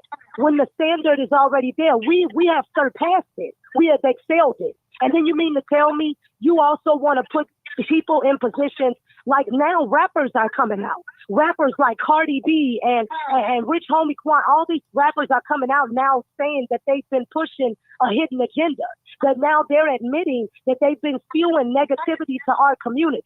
And even they don't want their children listening to that kind of music. Even they don't want their children growing up in that kind of world. So why were you all pushing that hidden agenda? And now you're regretful. You see, they need to hear about your show, Martin. They need to hear about the Lolo Speaks, and they need to hear about what we're talking about on this show. And I'm so proud of you. I'm so proud of you for what you're doing, because you're bringing education. You are elevating our community. You are evolving our community. You are making our voices be heard. And I thank you for not allowing us to be silent, because we can't be silent anymore. We can't get along just to please others, because now it's our children and our grandchildren who are dependent on us to fight for them. So that's why I thank you for your show. I thank you for what you do. And I say, let's keep going. Let's keep this conversation going, because we need to make an impact. We need to make a difference. We need to be heard, because we need our reparations. We need our children to be safe, and our children and grandchildren deserve the opportunities that they are trying to take from us. Thank you. Lolo Speaks. Ooh, she appreciates you. Thank you. I got a new caller, y'all. Okay, hold on, 900. Martin. I got, yes. Oh, okay. Let me get this new caller. 901. Come on, 901 area code. 901 area code. Greetings from Tennessee. All right, Tennessee in the house. Yes, sir. Yes, sir. Go ahead. Yeah, sometimes I think we major on the minor. What I need us to do is to pay attention to what's actually going on. All of these social issues that everybody's talking about the LGBT and all of those things is just a distraction. What's actually happening is AI and robots will be taking over 60% of the jobs in the next 5 years. These professions that are going to be in trouble are going to be attorneys, accountants. They did this test where accountants took a test. It took him 3 hours. He got a 76. The AI program did the same test within 3 minutes and got a 99. What people not paying attention to is they already got these robots. Tesla sells these robots for $10,000. The AI is taking over everything. So what really needs to happen is some sort of universal basic income. And look at the housing. The housing, 40% of the single family homes are owned by Wall Street. Wall Street, 40%. And how do you pass on wealth to the next generation, as the young lady stated? Through homes. So what they did, they attacked the middle class's ability to send their kids to college, to pass on that wealth. So think about the situation when it comes to, as it relates to the Project 2025. They're talking about disbanding the Department of Education. He said it himself, getting rid of all those agencies. And under Trump's administration, I know he said that he's not adopting that 2025 plan. 70 people in his cabinet was contributing to Project 2025. What I need us to do is stop talking so much and do some research. Project 2025 came about almost 50 years ago.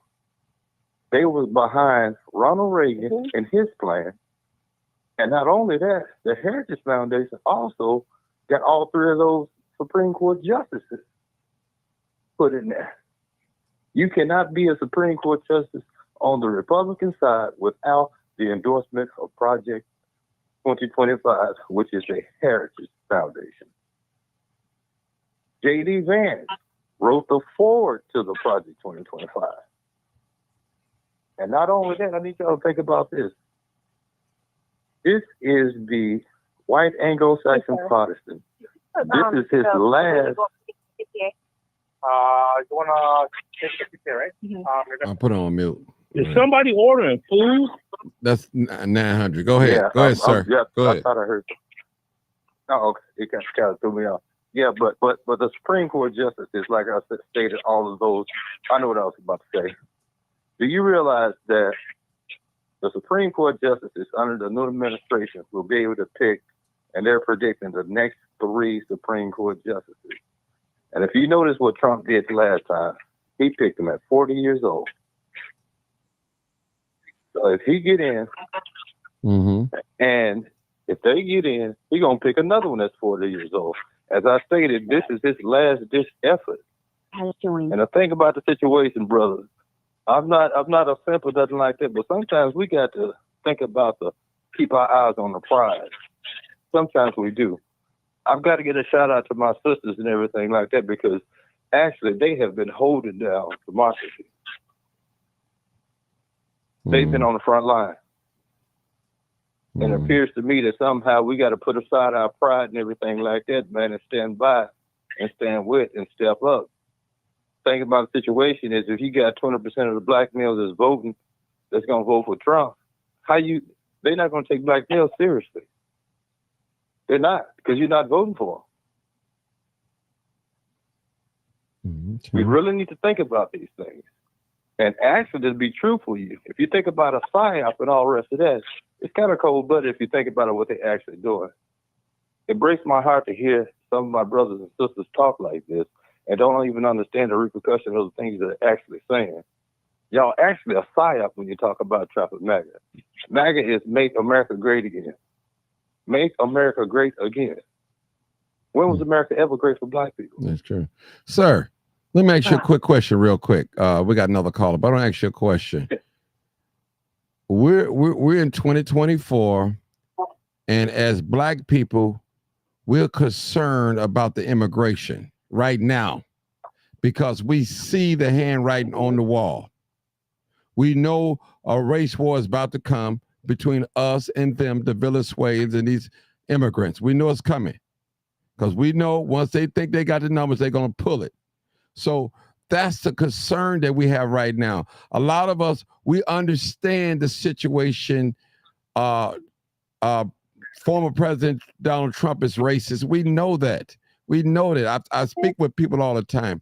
But this time, we may have to vote against our own interests to stop the blood from bleeding. We got to stop it, brother, because if she continue, hold on, I'm gonna let you talk, brother. If she continue on with that same plan that Joe Biden has, it's gonna wipe us off the map, brother. The Latino vote gonna be the #1 voting base here in America. It's gonna replace our vote. But go ahead, sir. I'd rather 2025 than what we got now. Okay. Let the gentleman talk. Go ahead. That's a very valid point of actually what you're saying. But basically, like the other gentleman was saying, do you understand it now that they are the #1 minority in America? Hispanics already, and they coming for the whites as well. Well, that's the whole. What I'm saying is, I said that. Hold on, sir. I said the #1 voting base. They're not the #1 voting base in America. Okay, go ahead. Right. Go ahead, sir. Yeah, right. I agree with you on that also, but the thing about the situation is this is what they do. They try to pit people against people and all the rest of that. And it's working. Those immigrants coming in and taking, I don't think it's really actually working. It's really not working because the thing about the situation is those people they can't even speak English. They can't compete on these jobs and all the rest of that. But the truth about the matter is, sir, not only, here's the thing, look at the whole picture. Sir, how old are you? How old are you, sir? I'm 53. You okay? What about your grandchildren you have? We're not worried about us. We're established. Older people established in this country right now that's making it. But the younger, our future, that's what I'm thinking about. I'm not even thinking about myself. I'm thinking about the future, our young people. Go ahead. That's what I'm sorry. I keep cutting you off, but go ahead. Well, that's what I'm trying to understand. What are you talking about when you talk about the young people? Our younger people, what I'm saying is, if they continue to come over here and the next phase of them coming over here, being fast track citizens, they are going to be able to vote. They're already here in the state of Illinois. I don't know about what state you're in. They're able to become a police officer. And they can't speak the language. No. That's here in Illinois. Well, here's the thing. Come on. Go ahead, sir. Here's the thing you got to understand. They're not going to be able to vote unless they have an official green card. No, sir. No, sir. No, sir. No, sir. No, sir. No, sir, sir. Joe Biden. Hold on. No, sir. Hold on. Joe Biden. I'm sorry. Hold on. Citizenship. I don't have to use my Green card. I'm talking about actual citizenship. No, sir, you have non-citizens in New York City that are voting and that voted in the mayoral election for the mayor of New York that are non-citizens. That's the state. That's a state. That's a state issue. Okay, let's not. Okay. May I ask you a question? That's not the federal issue. No. Can I ask one question? Hold on. Is that not a state issue? That's a state, not a federal government. Yes, that is a state issue. So, now, may I ask you one question? Yes. Did you or did you not say that J.D. Vance wrote the foreword? Excuse me. May I get this one question out? Go ahead. Hurry up, man. J.D. Vance wrote the foreword for 2025, right? Go ahead. Did you say that? Yes or no? Yeah, I said it. Okay. The foreword was written by Kevin D. Roberts, PhD. I have the right in front of me. So check this out, brother. Stop majoring on a minor. JD Vance. That ain't no minor. You just no, brother. You just said that. You just said that as credible information about a vice presidential candidate wrote something to do with 2025 and he didn't. I conceded. Okay. He's in there. You don't have no choice. I got the document right here. I told Martin. Send me a good email and I'm gonna send it to him. But brother, I got a master's degree. I'm highly educated. Wow. Wow. Have you ever heard of an educated? You just gave a wrong answer for a piece of information. Have you ever heard of an educated? Hold on. Hold it. Everybody, we can't talk at one time. Hold got on. a master's degree. Hold on. So what? I mean, he got a master's degree. That's good. Come on, brother. Now we ain't gonna down talk his education. I got a high school diploma at 20 years old. Right. I'm not gonna downgrade his education. Go ahead. Hold on. Forgive me, my brother, if I offended you by saying this. Only thing I'm saying is this right here. Break it down and break it. When it comes down, let's talk real. Let's talk. We've been talking real, brother. Now, we've been talking real here. Yes, we have. Think about it. If Wall Street owns 40% of the houses already, and it's projected by 2025, they will own to 60 to 70% of the houses. In Project 2025, they're talking about getting rid of the HUD secretary, getting rid of those people. You talking about where our kids gonna sleep and live? They talking about getting rid of food stamps. And as you stated, I'm established and all the rest of that. I'm retired. See? I think about the black community. Martin, can I think please? about the situation? Is not, hold on, one second, and then I'm gonna be quiet.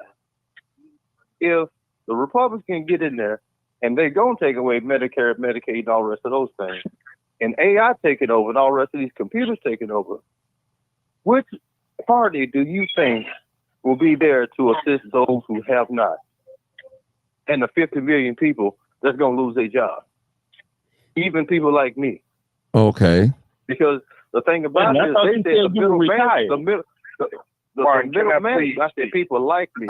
I'll let you.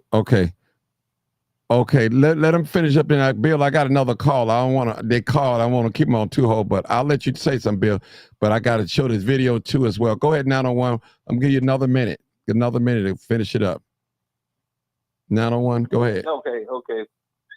No, basically what I'm saying is just right here. Just sit down and take a look at everything and look at the economic policies and everything like that. Look at what's actually really going on. And what people really not paying attention to is the deregulation of these industries allow people to run shot over everybody. The truth about the matter is, if you look at the world, what they're doing in the world, they're doing it in America. They're doing it now. They got this thing, when they was in Davos, they got this thing that says you will own nothing and be happy. They want renters. They don't want people to own homes. Okay. They do not want. All right, hold it right there, 901. Let me, Bill, how long? It's going to take quick because I got another call, two more callers. Is it going to be quick or what? Or you want to wait? Bill. I'll wait. You sure? If you got to Yeah. get it out, get it out. You sure? Okay. All right. I'll wait. Okay. All right. 9394. Last 4 digits. 9394. Go ahead, call. Yes, sir. Go ahead. How's it going? Good. All right. So a couple of things. I've been listening, and I guess my biggest thing, and I speak as a staunch independent. Let me start by saying that I've been a staunch independent for, good Lord, over the last 15 years. Either way, be it Republican or Democrat, if it makes sense, I'll vote. So I just want to start with that. What I have noticed in the Black community, especially when it comes to the loyalty to the Democrats, is that it hasn't necessarily paid dividends as it should have. Now, I say that looking on the other side of the aisle and seeing how the Republicans have done a great job of galvanizing their political base, which is made of, quite honestly, the fragility of white men. But they're doing a good job of actually playing to that base. So my thing is, and I wrote the point in the chat that I always felt, and I still feel, that Black folks need to come from under the thumb of Democrats, and quite honestly, the impending thumb of Republicans that I'm listening to now. And all I'm listening to is frustrated Black men and Black women that have looked at the political system that hasn't benefited them at all. And I think, by splitting that vote and making a party of ourselves, it would make such a powerful statement. And I know I might be, looking at something that's a little bit nebulous and, way out in the clouds. But let's just think about this for a minute. I mean, let's just think about how has the political structure helped us as a community? And if anybody can give me an honest answer on how that has helped us and why we haven't gotten out of the thumb of the political landscape in general, sir, like the Congressional Black Caucus. I need a favor from you, sir. Hold on, let me finish. No. Let me finish. I can't let you finish. It's finish. sir. We don't do that. You got to respect the host. I'm only stopping you because I'm hearing feedback. So I have to make sure that you. My bad, bro. My bad. I didn't know you were the host. My bad, bro. Okay. My bad. Okay. I didn't know you were the host. Okay. Turn down your Facebook or YouTube, whatever you're on. Turn it all off or speakerphone. Because I hear a little feedback. Okay. No, you're good. I hear you. Oh yeah, maybe do that. Okay, because I hear. That's all I wanted to say. Yeah, my bad. Okay. No, my bad, bro. I didn't know you. I thought it was somebody else. Okay. My bad, bro. All right. So yeah, my biggest thing, and let me know if you keep hearing feedback, so I'll step away.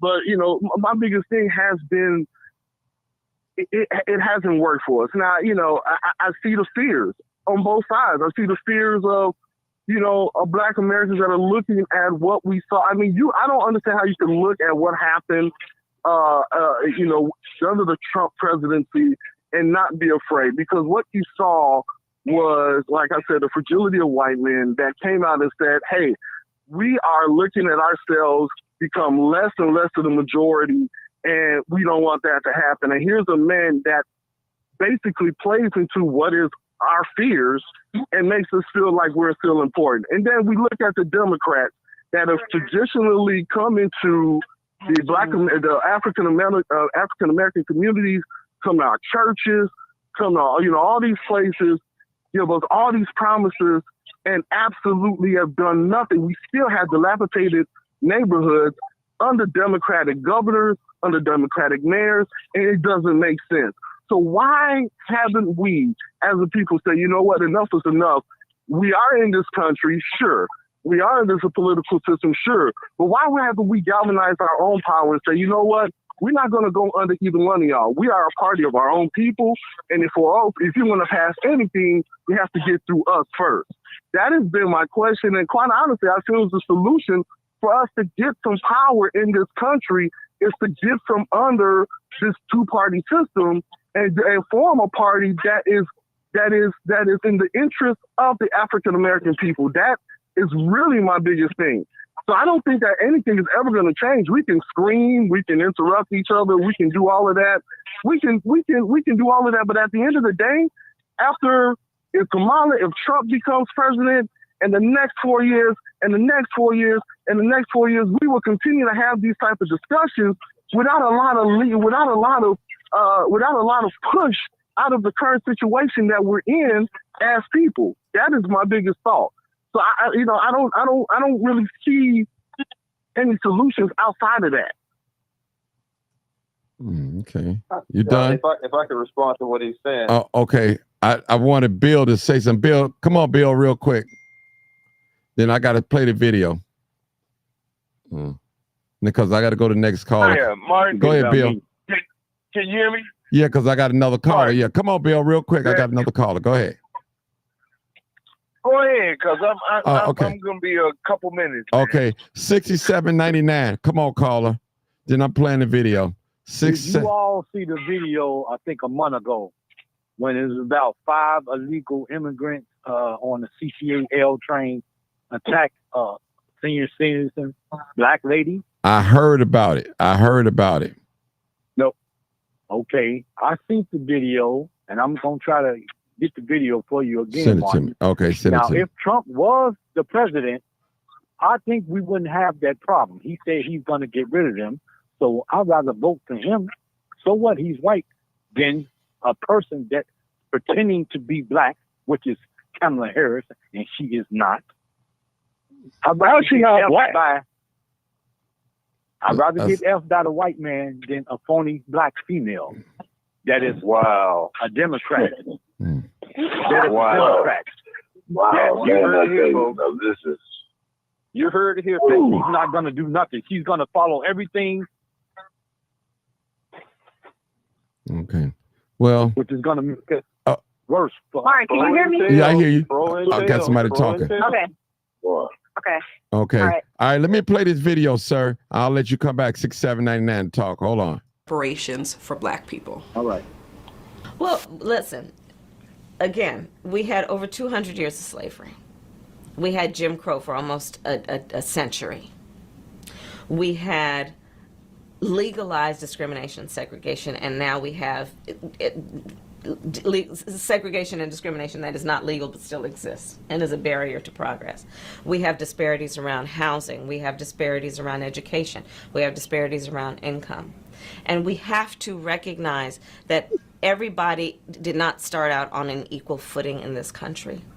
And in particular, black people have not. And so we have got to recognize that and do something about that and give folks a lift up. That's why, for example, I'm proposing the LIFT Act. Give people who are making $100,000 or less as a family a tax credit, which will benefit and uplift 60% of black families who are in poverty. So by default, it affects black families, but there's not a particular policy for African Americans that you would explore. But no, if you look at the reality of who will benefit from certain policies, when you take into account that they're not starting at the same place and they're not starting on equal footing, it will directly benefit black children, black families, black homeowners, because the disparities are so significant. So if we focus on the specific issues that have resulted in the greatest disparities, and we understand that that's part of why we're doing it. Listen, the reality also is this: any policy that will benefit black people will benefit all of society. Let's be clear about that. Let's really be clear about that. So I'm not going to sit here and say I'm going to do something that's only going to benefit black people. No, because whatever benefits that black family will benefit that community and society as a whole and the country. Right? Okay. Y'all heard it. Okay. Y'all heard that. It's like Stanford, but right, you chose to go to Howard. Let me just. Now, you know I was ready to hang this thing up. Stop that. Y'all heard that. You heard it. So. I didn't hear it. No, well, no problem. $67.99. Did you hear that? $67.99. Yeah, I think that video a week ago. Yeah. Okay. What's your thoughts about that? Man, I'm not messing with her. I'm not gonna believe she is garbage, man. She is pure garbage. I don't care what nobody says. I'm not gonna vote for her. I'm not gonna do it. I don't want these illegal immigrants here. And I'm voting for Trump, plain and simple, because he's gonna help get rid of them And we don't need a race war. It's too many of this cowards that's not going to do nothing if this race war happens. They already beat up that old lady. They already being tough as it is. Like you said, they're going to be in numbers. And they're going to kick it off. Hey, people don't want that. I know these people don't want that. So y'all can vote for her if you want to. It's already messed up. She's going to follow everything Biden has done, and it's going to make it worse and worse for us. So go ahead and do what you want to do. Okay. But I'm not doing it. Okay. I want to make a statement Hey, real Martin. okay. Okay. All right, hold on. Let me make this statement real quick. Now, for those of you that's listening to me, you have a lot of Democrats have done great of being Democrats. They financially good, they're educated, they got money and all that. So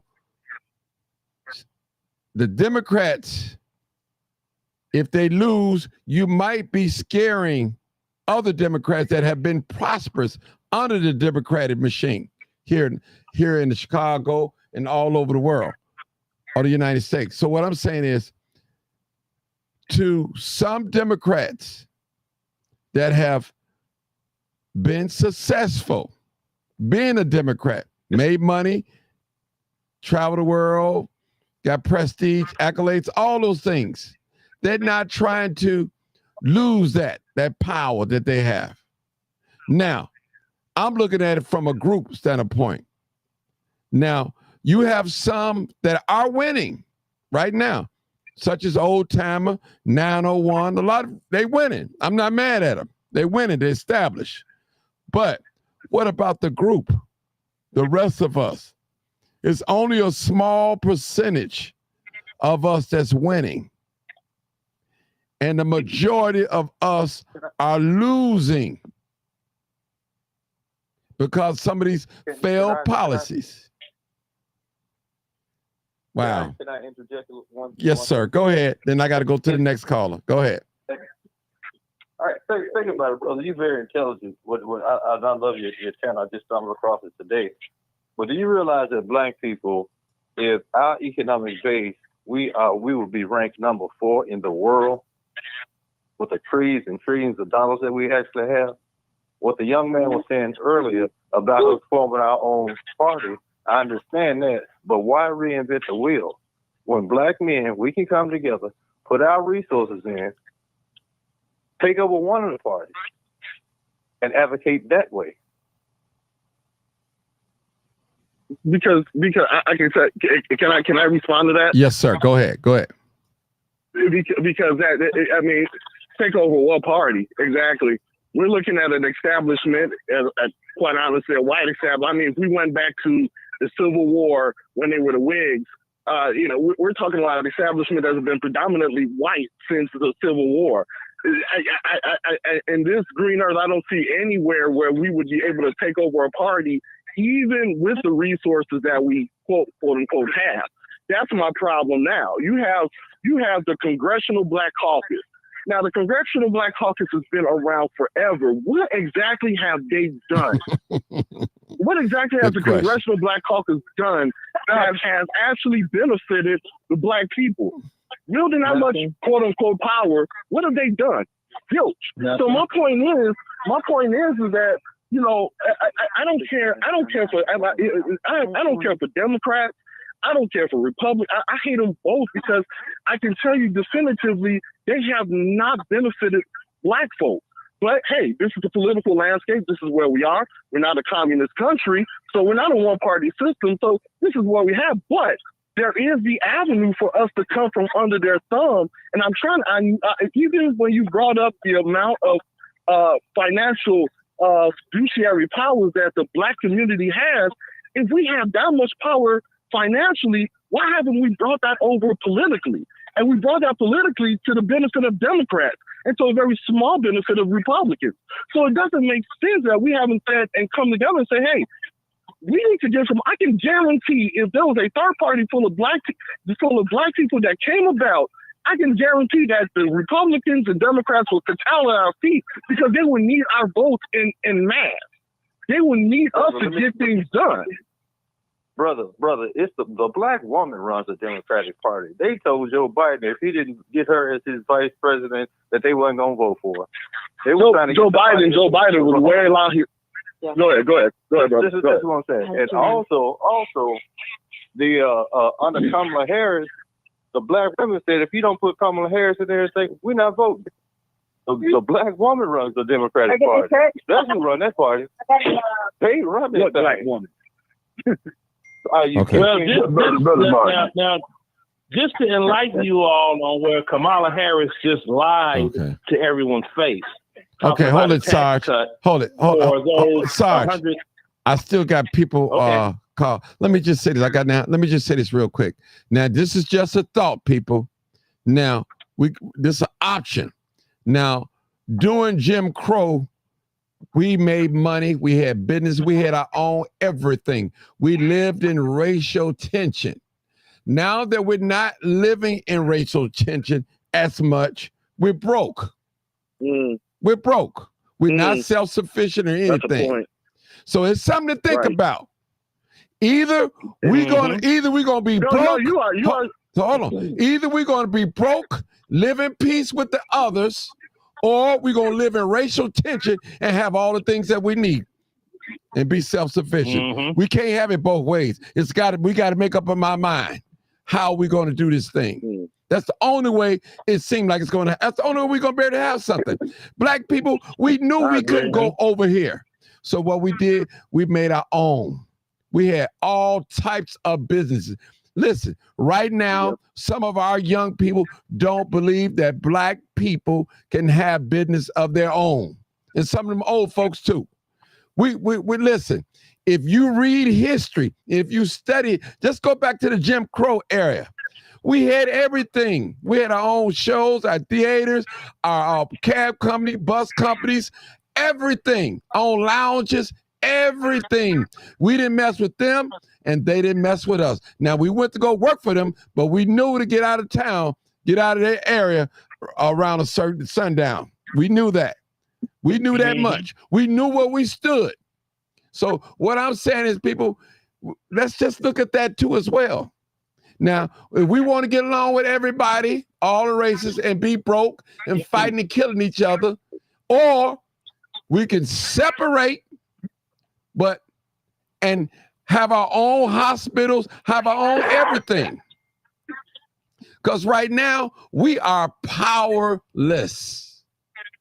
Seriously. I disagree. Hold on. I'm going to tell you what I mean by that. Let me explain this power that I'm talking about, powerless. We don't own a hospital. We don't own no banks. If we do, maybe one or two. It's not benefiting the race. Look at the gas stations in our community. It's not, listen, you can ask your own grandchildren that's 12, 14, 15, who they look up to. They look up to one of these drill rappers, one of these little celebrities. They don't see too many doctors and lawyers, and they. I'm not saying they don't see it. That's not true. Sir, I'm telling you how the environment looked that I grew up in and how it is here. I'm just laying it out there. Listen, all you successful black folks, I'm not mad at you. But what about your grandchildren? What about our future? We just can't be selfish and think about us. We have to leave the way for them. We have to pass the mantle on to them. Listen, I didn't learn about, hold on, sir.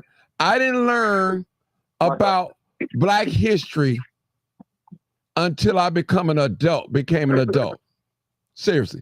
All I knew is Phyllis Wheatley, Harriet Tubman, Martin Luther King, Malcolm X. That's that little stuff like that. We were slaves. As far as it went. Until I got older, and I was like, hold on, it's got to be more than that.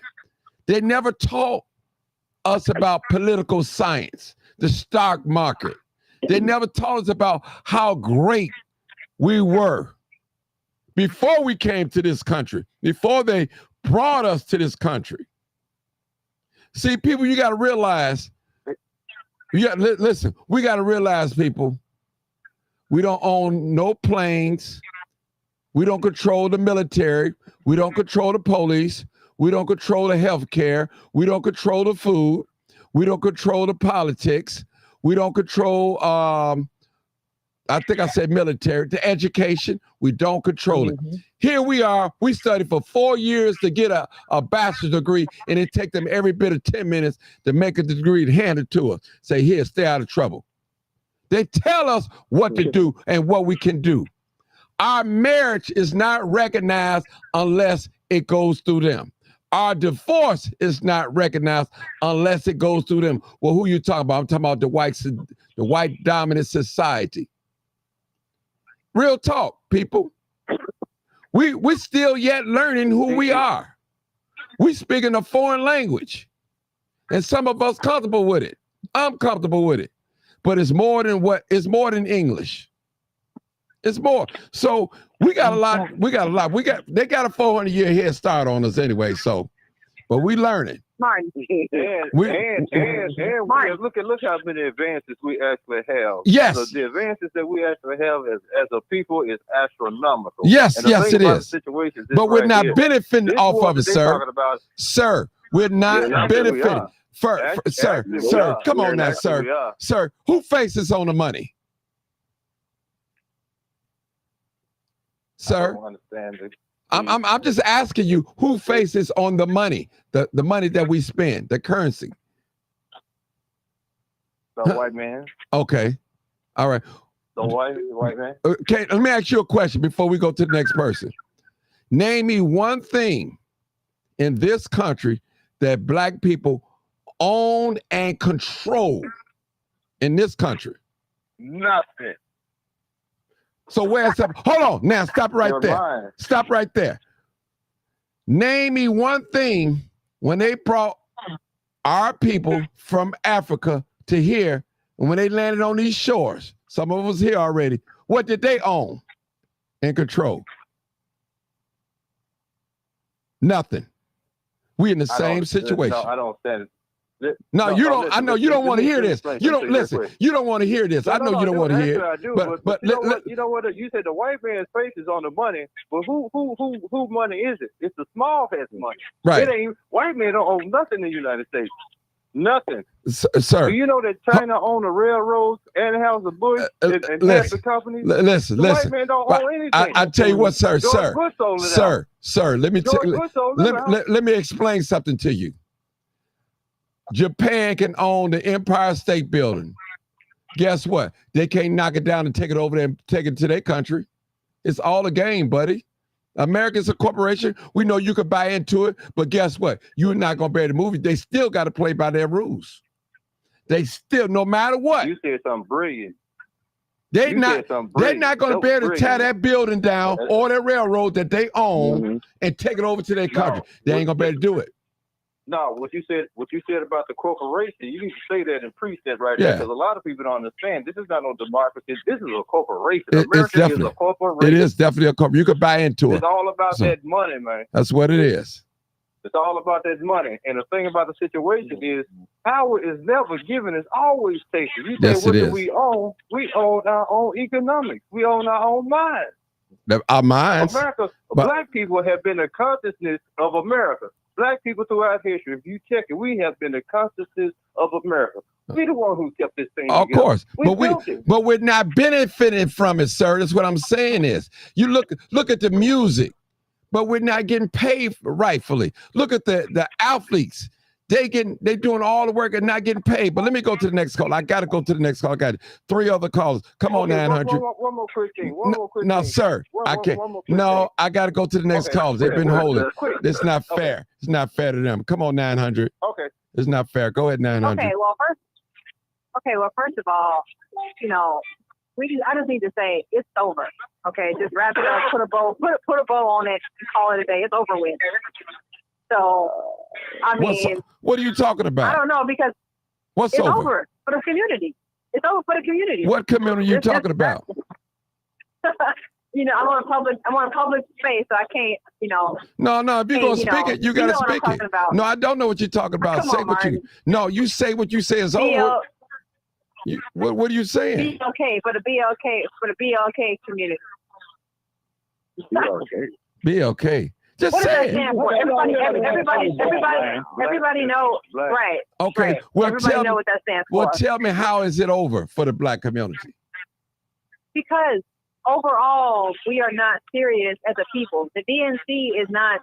The DNC is not for us. Okay, that's for the that's for those other people. You're not going to be included in that. You're not going to be included in Kamala Harris's plan. It's just not. It's just not going to happen. She don't have a plan for BLK people. She don't. She already just said that she's not going to do. Blacks, and you don't even need to be talking about. Well, no, I just said. Can she express her point? Can she give her the respect that she gave you guys, regardless if you agree with her or not? 900, go ahead. I just said I'm in a public place. I'm on a train, and there's other people around me, and so I don't want to get people in my face or whatever. So I'm not gonna. I'm gonna refrain from saying certain things. So wait till you can talk and be yourself. Right. Well, that's gonna be another 40 minutes or so, and Martin is not gonna be on this live another 40 minutes. I don't think. Well, so, try next time. This is not your show. This is Martin's show. No, 900. It's not your show. You can express. It's not my show, but wait till you can express yourself, because this is the problem. We got people in Congress and the Senate that's doing the same exact thing that you're doing right now. True. What am I doing? They're not. You're not able to be yourself.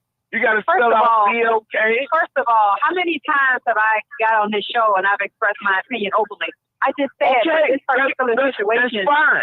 Okay, so wait till you can express yourself. Okay, well, I'm not talking to you. Martin understand what I'm saying, so let me talk to Martin. Okay, because I've been waiting for like 40 minutes. It's Martin's show, but it's thousands of us waiting to talk and express themselves. Hey, Martin, put you on mute, man. Okay. Right, put him on mute, Martin. Not with hiding behind. Okay, I've been waiting for y'all for like 40 minutes, though. No. I've been waiting for y'all for like 40 minutes. Hold it, y'all. Hold it. Hold it. People around or the white man. Come on, man. Okay. All right. Okay. Hold it, people. Hold it now. Hold it. Can I finish my point, Martin? Hurry up. Come on with it.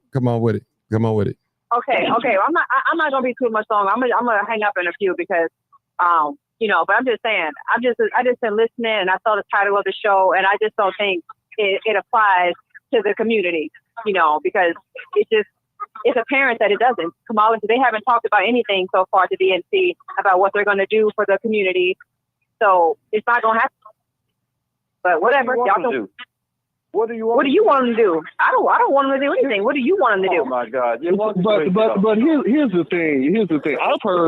I've heard this about the Black community, and it's over for. I heard it through Bush Sr. I heard it through Clinton. I heard it through Bush Jr.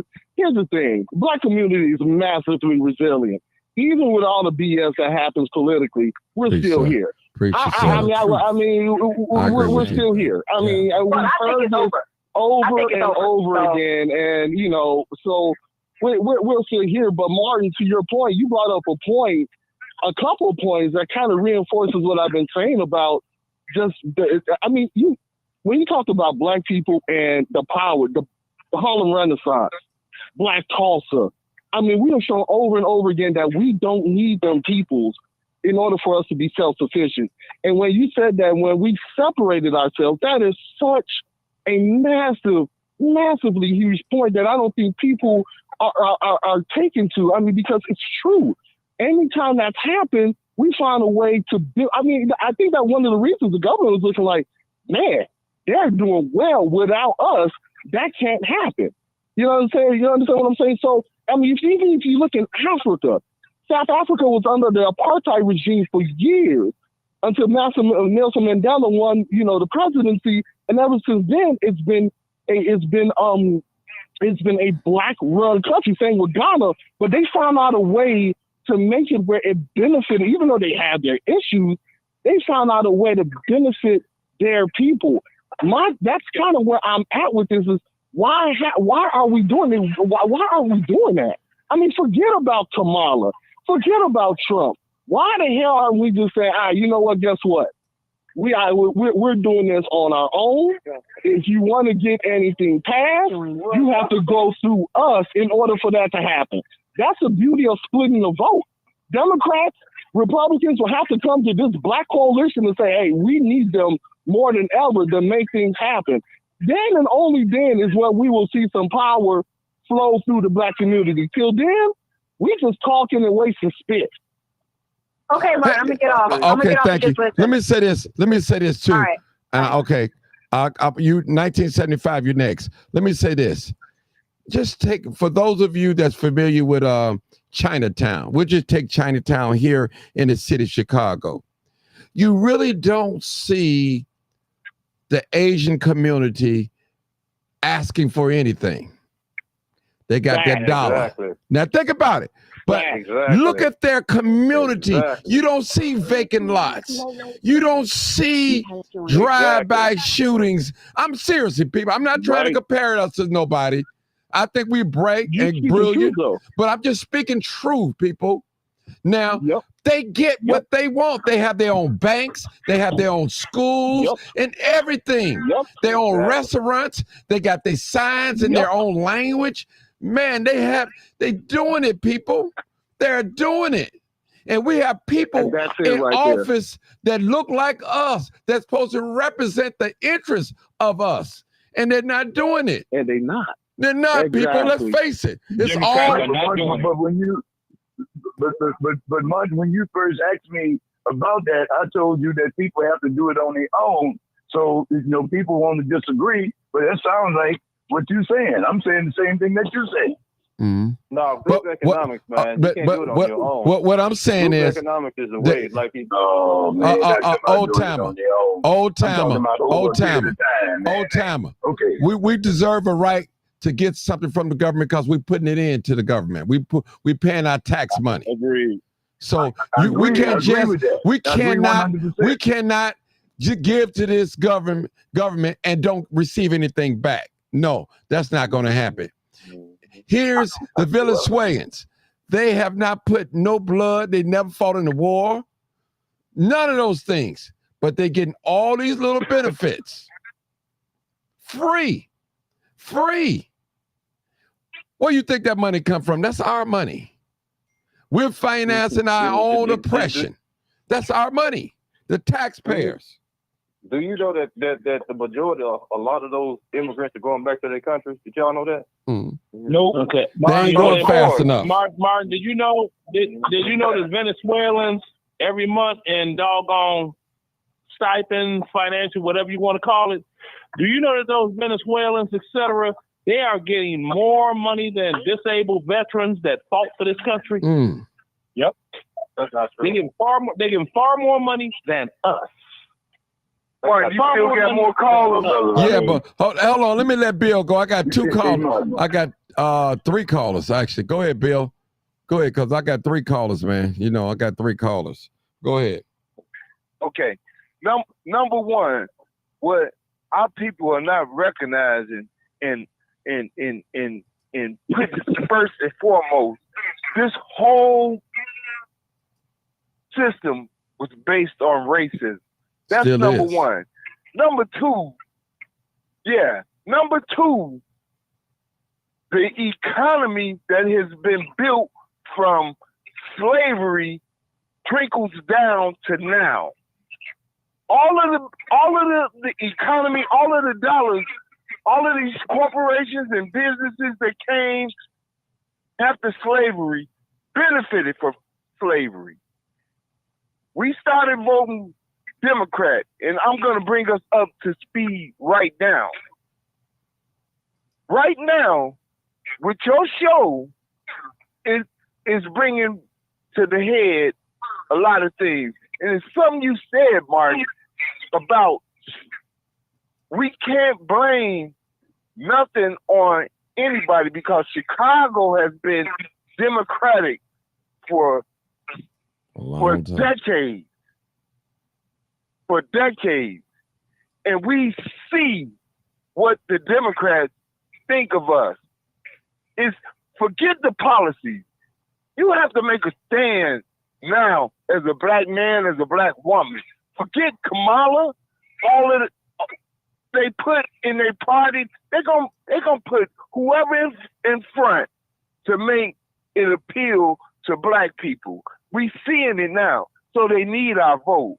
But if you don't wake up right now, like you said, for our kids and our future, they're making it where they don't need you. Because just as they have opened up the borders and let these immigrants come to our, not only our country, but directly to our neighborhood. To take over. Directly to our neighborhood. That these black politicians are so stupid and so dumb. Don't they know that they're gonna be voted out? How can they take over They're gonna be when it's your community? How can they take over your community when it's your community? Yeah, Same way they got. Hold on. Let me finish. You sound like a victim, my brother. I ain't never a victim. Community. I'm going. You're a man. You gonna let somebody come take stuff from you? And that's what I'm talking about. Being a man and standing up and recognize what's happening. Because you know what? They're not going to need your black vote in the next 4 to 8 years. They're not going to need it. They're not going to need it because they're importing people and going to give them the rights that you have right now. No, they're not going to do that. Hey, boss. If they eliminate the process to come in this, if they eliminate the process to come in this country, dude, they have eliminated the process to come in this country for these people for a reason. The Italians had to go through the same thing. The Irish, we're the only race. If you think about it, we're the only race in this country that, if we sent money back to help our people, it still come to America.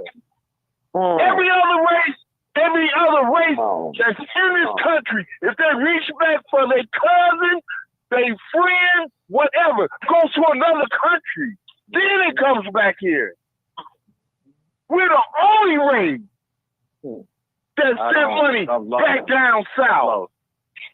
I'm lost, bro. All right. And that's a fact. Hold it. Now, if you look at what's happening now, you better wake up, man. Listen you better to this. wake up. Forget all of the politics. Oh no. You better wake up. What? Forget policy and all of this because it's not in your interest in the first place. Make a stand as a crazy. No. Make a stand because you have committed. You have no. Let me talk. There it is. Boss, let me talk. There it is. Let me talk. Let me talk. For over 70 years. For over 70 years, we have committed ourselves to the Democratic Party. And we see that these people have turned their back on us. How? Consistently. And they are letting illegal immigrants come here for a purpose. It's not because they're so nice. If they were so nice, they would give you what you have to deserve. Do you get them here? Okay. Hold on, brother. You think Trump gonna do? Hold on. Let me finish talking, man. Y'all let this man finish. I'm just trying to understand this point. Let me finish. No. I'm not finished talking, bro. I'm not finished. It's a lot of sense to it. The time is now because who you rooting for? And I'm not talking about a black face or it's crooks. Both parties are crooks. Both parties are crooks, and they're complicit. Oh boy! But you better know, Kamala Harris has been the czar of the border. She has been the czar. Okay. She could have did a lot more, and she allowed this to happen under the Biden administration. All right. They got the lowest border crossing. Hold on. Whoa. The lowest border crossing is the Biden-Harris. Hold on, bruh. Let me speak. You know, you're not speaking Let me facts, speak. man. Let me speak, please. Y'all, hurry up, Bill. This is a time for black people to stand as one, and not allow the Democratic Party to take us for granted because they have. And the Republican Party. Stand as one. Are you a Democrat? Okay. Maybe they will. Hey, hold it, y'all. Maybe they will. I voted. Bill. Hold on. Dig this, man. I voted Democratic all my life because that's what I was taught.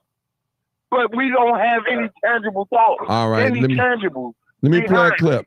I got to play a clip, y'all. Then I'm going to the next call. I got to play a don't have access to it. That's why they're anti-affirmative action, but I'll get into all that a little later. But so the biggest thing, one of the biggest things that are going to drive us in this underclass structure will be conservatism. The second thing is that you're going to have an unending influx of immigrants into the country. And that's what Dr. Price is talking about. And nobody, no black politician, no black organization wants to deal with that issue. They will avoid it at all costs, even though in their hearts they know that's one of the biggest problems for black folk. We anticipate in the next 10 to 12 years approximately 8 to 6 million Hispanics coming into the United States and 41 million Asians. You have been the majority minority for 400 years in this country. You have been the number 2 population for 400 years. You're going to get kicked out of being number 2. You're going to go down and become number 4. Now, common sense, even a 3rd grade education would tell you, if you didn't get anything when you were number 2,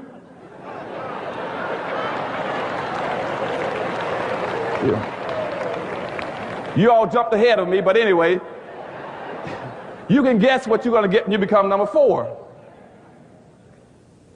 And the worst part about it is as you descend and go down to number 4, those other groups are going to go up.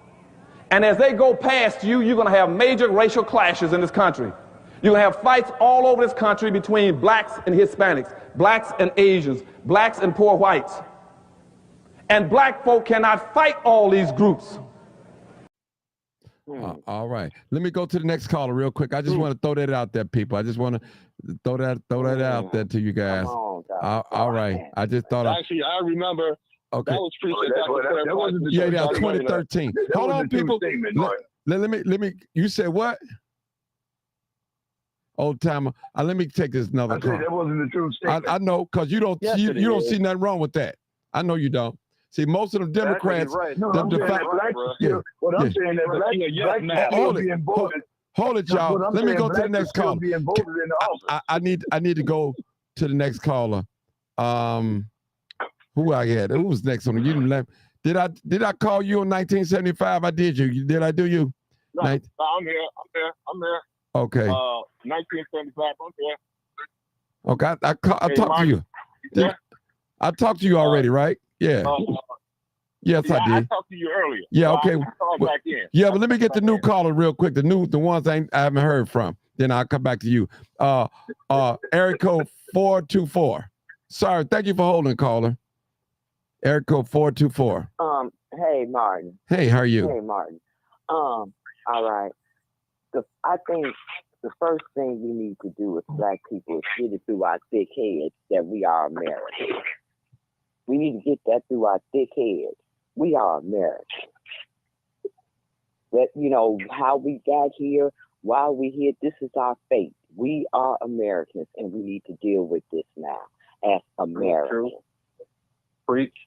And as Americans, we got the next level of power in the United States to white people. That's the power that we have. Now, what we need to do, instead of rehashing all this old stuff from the 80s, from the the 1800s, the 1600s, 1700s. Right, all those things happened up to and including Jim Crow, up into today. That's why we should have the knowledge and the courage to do what's necessary to change our situation today. We can talk all this about we need to get our own party and all that may be true, but we don't have time to do it today. Today we've been invaded by a bunch of illegals. And today we got a federal government that owes us.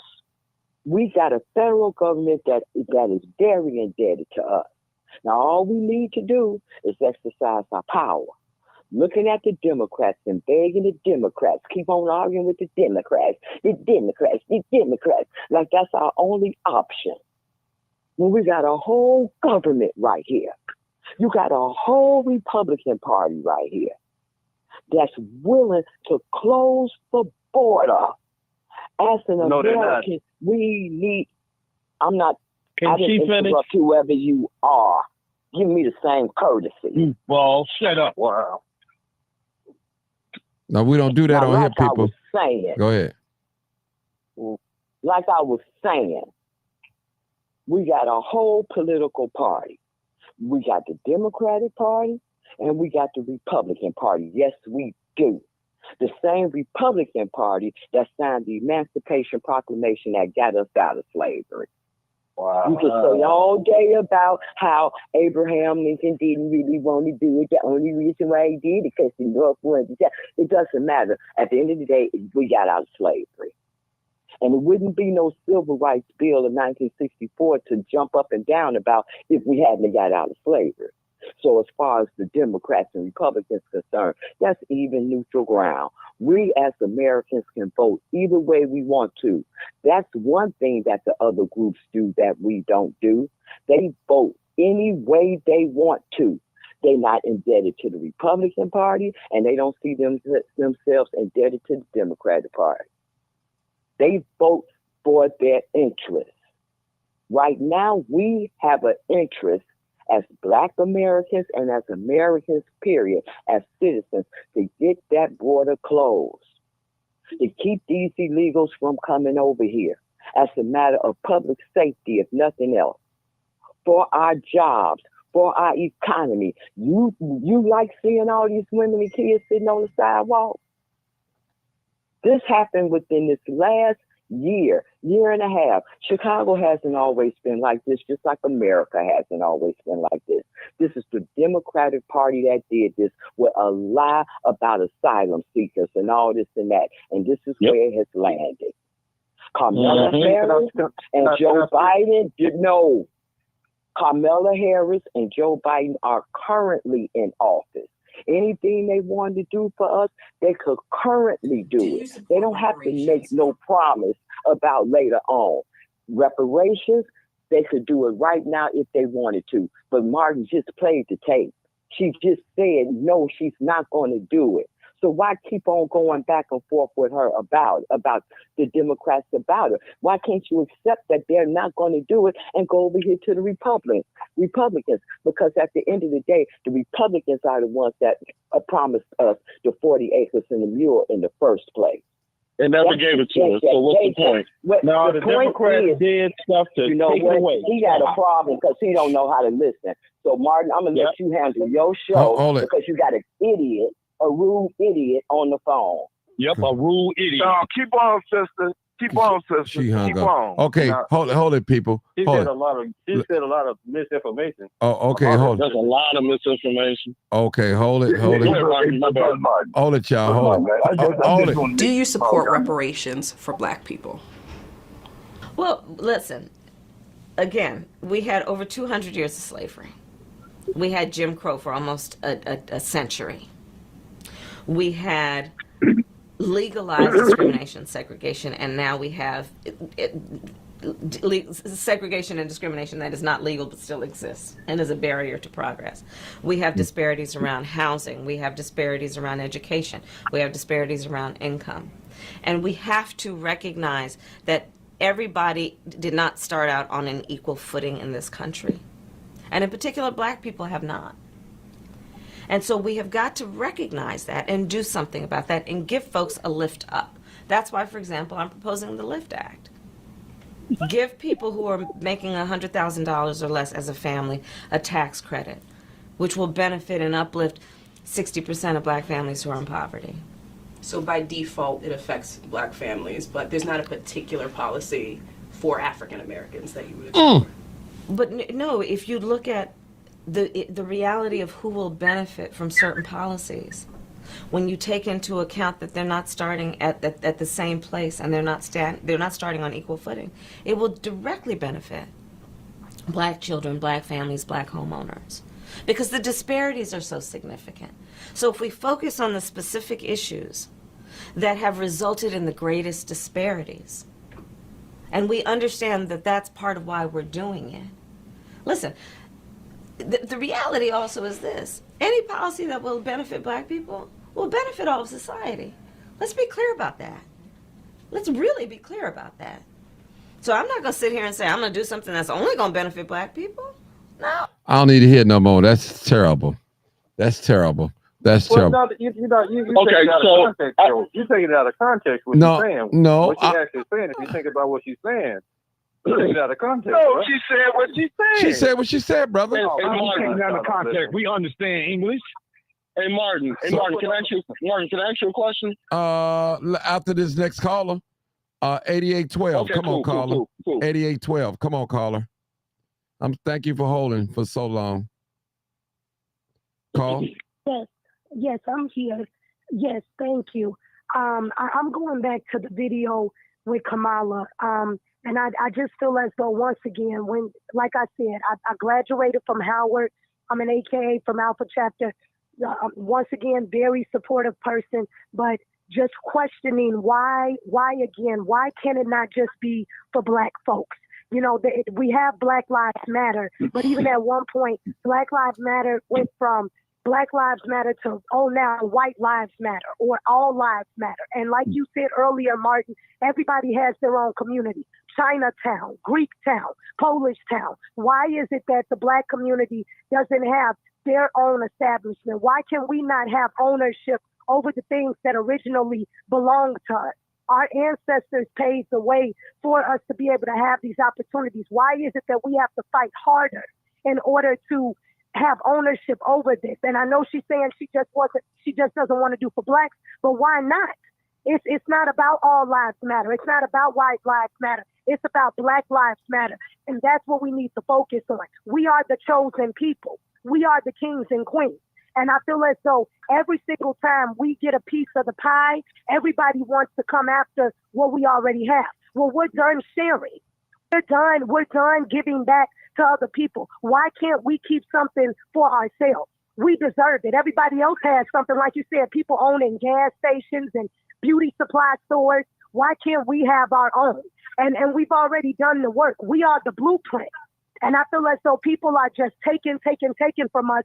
We're not taking from anybody else. If anything, we're assisting others. Where is our assistance? Why is it that, once again, the property taxes are only being taken from the south side and from the south suburbs? But you're not doing it, in the rich neighborhoods, but you come in for the communities, the low income communities, the low skill, you're taking our jobs, you're giving it to the immigrants. That's not fair to us. We already have been through being treated unjustly. So where is our justice? 1850, Harriet Tubman freed slaves for us. In 1955, Rosa Parks sat down on the bus for us. In 1964, Nelson Mandela spent 27 years in prison for us. In 1968, Dr. Martin Luther King was assassinated for us. In 2009, we received our first black president. It comes to an African-American man. But now, we deserve more. Then now, like you said in the last video, with the Hispanics coming over 68 million, 41 million Asians, our future, I get it. I know there was a sister earlier who was saying it was over for the black community, but it's not over. This is just the beginning, and we have to fight. That's what they want us to believe. But like I told you, many are called, but only few are chosen. And we are the chosen people. And to whom much is given, much is required. So it's time for us to step up, get ready, because it's almost like a war. We soldiers going into this, and we the best, we the strongest one. We qualified and we are equipped. We got God on our side. Like I said, we the chosen people. So no, this ain't no time to feel defeated. This is a time and an opportunity for us to strap up, get the babies ready, everybody heading on out with the picket signs, the boycott. This is an opportunity for us to show them we can come together, even in the midst of division, because that's what they want. They want us to stay separated. But even in the midst of division, we can still come together. Solo speak. Thank you. Mm-hmm. Well, what do you mean by we the chosen people? That's what you mean by that? We are, brother. We are, because we are kings and queens, brother. Can I say kings something? and queens. We are the ones that are sought after. Come on, man. Can I say something? Brother, let me say this. Old time. Let that sister talk. Hold it. Old time. The sister's still talking. Hold it, y'all. Hold it. The sister's still talking. Go ahead, sister. She's still talking. Go ahead. We are the blue. Thank you so much. We are the blueprint, brother. That's what I'm trying to tell you. Why do you think, for example, someone could start an organization like I remember an African-American woman. She started her own hair care line, and Kim Kardashian copied the whole thing. Every time a black person does something, from our music to our dancing to anything that we do, people bite off of us because we are the originators. We are the blueprints. We are the trendsetters. Every time we make a move, people are inspired by us. Whether they give us our flowers or not, people are encouraged by us. They are empowered by us. They are inspired by us. That's what I mean by we are the chosen people. Adam C.J. Walker. We chosen. Hey, 7997. Can I say something? Anything. Yeah, go ahead. Go ahead. 7997. Hold it. We got another. Come on, brother. 7997. Go ahead. I would like to reply back to the sister. You're right, but them picket signs and that march are not gonna work no more. We need violence. I'm just saying, violence is not good, but we need violence. Them picket signs and that march are not gonna work no more. We did that already. Brother, let me just say, what kind of violence? brother, let me, first of all, hold on, brother. Let me just explain something to you, young brother. Let me say something. Do you know China been in war with America for a long time since they bombed their country? Well, you said, well, what are you talking about, Martin? Economic war. You don't hear China. You don't hear China. You never hear China calling white people honkies or you did this, you did that. Guess what? They whoop them in the economy. That's how they whoop them. We owe them. They don't owe us. There's different ways to war, people. You're not going to outgun that white man at all. You're not going to outgun him. Exactly. You're not going to outgun him.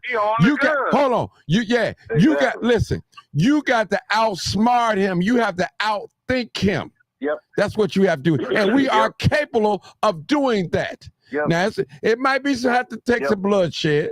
We want revolution. But look at the Asian people. You don't listen, you never hear Asian people calling white people devils. Never. They know they devils. They know that. They know it. They know they conniving, they colonizers. They know all these things. But they get them through the economy. They have waged war on America through the economy. And we can do it the same. We prove during the boycott situation, we withhold our monies.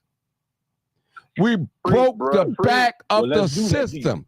We didn't have to shoot. We didn't have to take a baseball bat and bust a white man upside the head. We didn't have to say nothing to him. We're showing you. We can show them, brother. Trust. One thing that we do know, his weakness is money. He loved money. And when you mess with his money, he'll kill his mama, his sister. He'll go against his own kind for some money. You got to know who you're dealing with. Because the picket sign is not going to work. Yeah, listen, brother. Hold on, brother. Hold on, brother. Let me just say this to his brother. See, you don't know about them picket signs, brother. There's power in that. That's power. Because when you pick a sign, I mean, you boycott it. You don't have to stand in front of it. You're showing them, hey, you know when you don't shop in a certain business, you threaten that business without even busting the window, without lighting it on fire, nothing. You showing that, hey, we no longer want what you have to offer. this community. So we're not going into it. Let me tell y'all a story. My buddy did. He Everybody's said, not going to do that, Martin. They got, listen, brother. Let me explain something to you, young man. Let me explain something to you. Listen, we don't need every black person on board for what we need to do. We need the majority. The majority will take it. We don't need every black person. We don't need every black person. Come on now. Somebody talk to me. There you go. 51%. No, you're right. No, you're right. 51%. And Martin, economics. I'm preaching now. Martin, if I could. Martin, man, I'm in my zone, man. Why y'all want to stop me, man? I'm in my zone. Y'all got me going in my zone. Let Martin talk. Let Martin talk. I'm in my zone, man.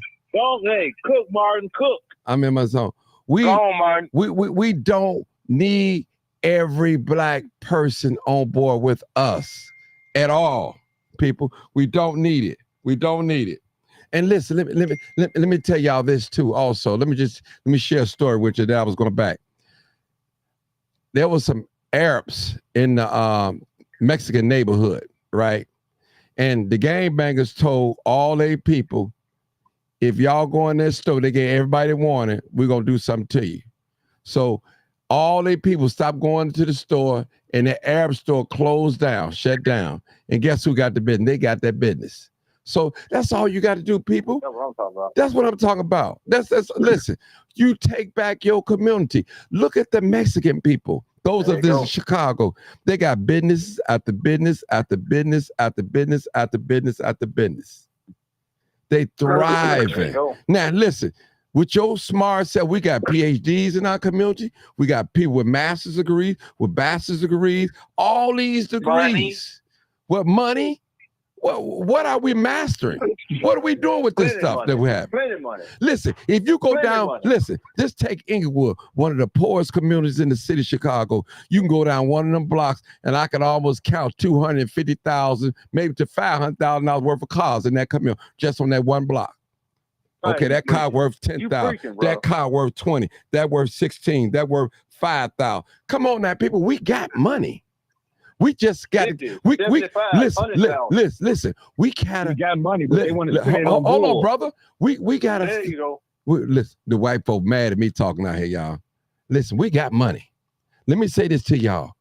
We have to learn how to not fall in love with Pharaoh's wealth. That's all we have to do. We just have the bare minimum. We don't have to have a Rolex. Get you a Timex. You don't have to have a brand new Cadillac. Get you a used car with no payments. Let's make some sacrifices. Man, you preaching, man. That's all I'm saying, people. You preaching, bro. The power of the dollar. You tell the truth. Power of the dollar, people. That's all we need to do. We need, listen, those that want to lock arms with the enemy, let them lock arms with the enemy. And listen, when they come back, they're gonna be on punishment.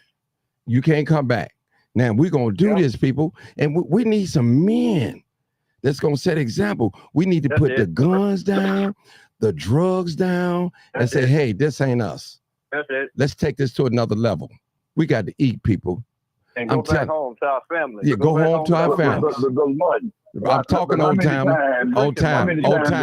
I'm talking, brother. Whoa. You said it. Yes, I'm talking. You preach. Listen. Okay. I'm telling you what we need to do. This is a blueprint.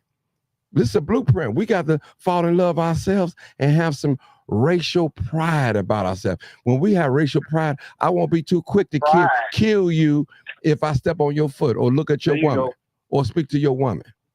Come on, brother. It's listen, a lot of us, we act like females. We so emotional. I call it she-motions. We men, I'm not calling you no sissy or homosexual. I'm not calling, that's not where I'm going. But we don't know how to resolve issues with one another, brother, without confrontation, without fisting and grabbing a gun, brother. Look at our young people. Our young people, they have no boundaries. There's no limit for them. They have nothing to stop them from what they want to do.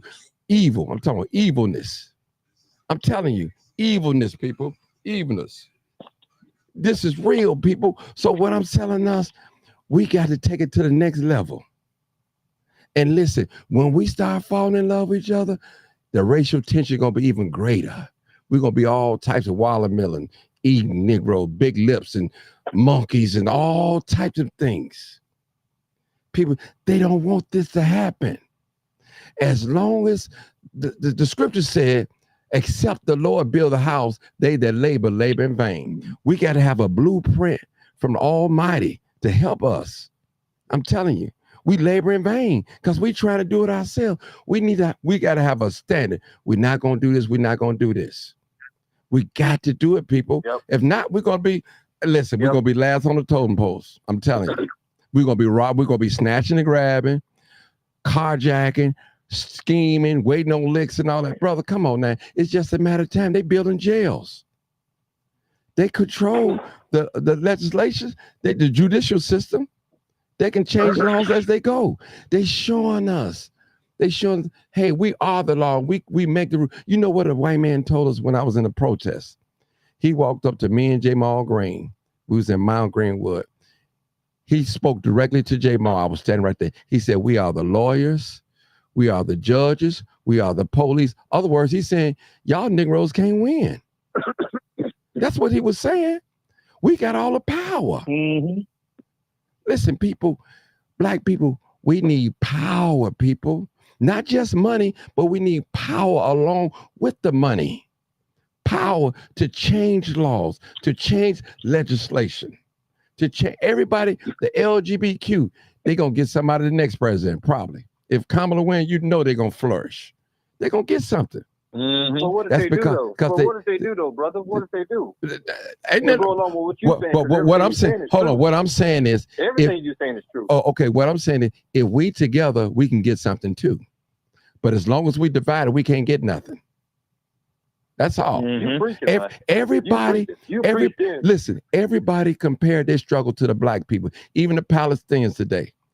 They was talking about Martin Luther King. I'm saying, and I'm not mad at the Palestinians. I understand they're supposed to fight for their country. Yeah, right. They're supposed to fight for their loved ones in another country. They're supposed to do that. I'm not mad at them, but I'm just saying they base it off our struggle, what we've done. They see it was so many onlookers when we was marching and protesting and standing and boycotting. They admired it. They just didn't let us know. But look at that, they're doing the same thing. The same thing. You think white folk, all in white folk, I was with 10,000 people this past Monday. They was marching, whites, blacks, wasn't that many blacks, so whites and Palestinians and stuff like that. They was out there marching with signs. If it didn't work, they wouldn't do it. Think about it, people. We were the one. Yeah, but I'm just saying, this is how you get. Right there. Yeah, this is how you get things done, people. You get things done. They laugh at us when we do the signs. They laugh at us. But people, I'm going to tell you, we got to love on each other. We got to do right by each other. We can't be sleeping with each other's wives and stuff like that. You got 10 Mexicans in one house. Now, you think they ain't worried about nobody going in the next room, mess with their wife. They together. They hungry. They hungry. But let me say this to y'all. Let me educate y'all about this too, old time. I want you to listen to this. If they are so strong and so hardworking, why didn't they stay in their own country and build up? We didn't run. We stayed here. They lynched us. We got railroaded. We got redlined, the Jim Crow, slavery. We didn't run nowhere. We stayed right here in this country. Right here, and we still here after all this. Because they knew they was going to be. But listen to what I'm saying. We're still here. We are strong, resilient people. What I'm saying. We didn't have to run to Russia or whatever. We need help and all that. We're still here. We're not running nowhere. They knocking us off a little bit by. They're knocking us off when we go to the doctor. They're shooting us in the street. They putting guns in the neighborhood. They putting drugs in the neighborhood. Guns are not made in these communities, black communities. Drugs are not made in these black communities. They know. Listen to this, people. What you call is cause and effect. They are the cause, and we're doing the effect. That's what it is. They on purpose starving these communities dry. And so what we result in, by us being human by nature, we're gonna eat. If we got to rob, steal, kill, whatever, we got to do what we got to do to eat. And we're going to do it. And most of the time, if we live around each other, we're going to pray on each other. If you put two starving lions in the cage together, what they're going to do? They're going to kill each other. And that's the same thing what you see in the black community. We all live around each other. And listen, white folks know if they don't feed their children going to eat them. And guess what? Our children are not eating. Y'all know what they're doing out here. Y'all know what they carjacking. They selling these cars to the chop shops. They breaking the jewelry store. They doing all types of things to eat. Young people want money too. Yeah, they playing credit cards, doing fraud. So I'm done talking, people. Go ahead. Hey, you made some good points. You made some great points, Mark. Love it, bro. Love it. Let me say something to old timer, y'all. Old timers is we are not the chosen ones. Tell me what group or what nationality of people come on, man, that would be able to withstand what we have been able to stand. Name one. The world. There's people all over the world throughout history have done that. This ain't the only place. That's a lie. Slavery. Oh, come on, brother. I didn't say slavery. Brother, I ain't talking about slavery. I'm talking about what's happening now. Just like Martin just told you.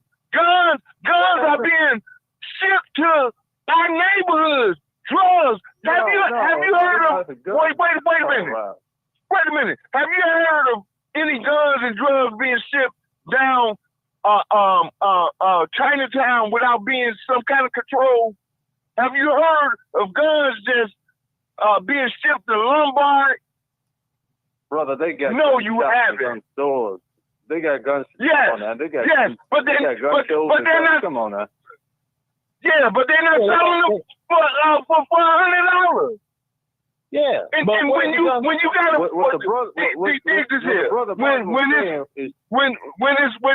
when it's oppression on top of that and no opportunity, what do you think people are going to do? There's plenty of opportunity out here, man. There's plenty of opportunity out here. Stop. Man, come on, man. Brother. All right. Brother, let me take the mic for a minute. And Martin know this to be true. Let me respond. No, hold on. May I please? And I'm gonna be quick. Number one, there are no gun stores in Chicago. Are there? Tennessee, plenty of them. None in Chicago. Say again? In suburbs. There are not one gun store that sells firearms in the city limits of Chicago, period. Or manufacturer. Correct. Okay. Now, yeah, include that part too, manufacturer. Now, may I finish? Now, you move on to before I forget my point. You move on to the next thing, right? And I done doggone forgot my point. I was talking about the doggone ain't no guns, gun stores. The drugs. No, the drugs wasn't the point I was gonna make with the drugs. I was like, ain't no gun stores in Chicago. None. That's an isolated incident. And no manufacturing. So how did they get there? That's one state, bro. That's one state. Okay. Come on, man. Okay, you want to know how they got there? I told Martin the story on how some of them got there. Oh. 3 brothers from the hood that were in the military at Fort Campbell, Kentucky, were buying a whole bunch of firearms and bringing them back, and they had a doggone shootout on 79th and Campbell. Ironically, Fort Campbell, and the shooting was on Campbell, 79th. And you're right, but they didn't bring thousands of guns. It didn't bring tens of thousands. See, that's how we do it. Okay, let's talk about Eric Holder. Let's talk about Eric Holder. Hold on, bro. Hold on. No. Hold on. Let's talk about Eric Holder and that whole shipping container full of firearms. No, hear me out. That whole shipping container that you see on them boats and stuff of firearms, it was the Fast and Furious gun thing supposed that went to Mexico. It got diverted and ended up on the west side of Chicago. Eric Holder, Obama's boy. Oh, doggone accident. And that brings you back to okay. Whoa. Martin. We got it. Hey, Martin. Okay. Can I ask you, Martin. Let me ask you a question What's in the regards question? to reparations. Well, okay, we got a new caller too. Go ahead. Go ahead. Okay. Do you feel, as far as reparations is concerned, do you feel that I kind of feel it's a pipe dream right now as far as the politicians are concerned? Do you think that there's a chance in hell, let's say even if we had a Democratic majority, that it would even pass? I mean, I just wonder about that, where there's some... I can answer your question. I believe in the power of life and death is in the tongue. I believe that as a man thinketh in his heart, so is he. You know, so we can't put things in the atmosphere, even though we may not see it with the eye, but we can just believe it. We didn't believe that we'll see a black president in my lifetime. You know, whether you want to call him half-breed, whatever. I didn't believe that, but it happened. It didn't like he did anything for us, but I didn't believe that. So what I'm telling you, it's possible. It's very possible, but we can't put it in the atmosphere. I believe in, you know, universal laws. We have to speak things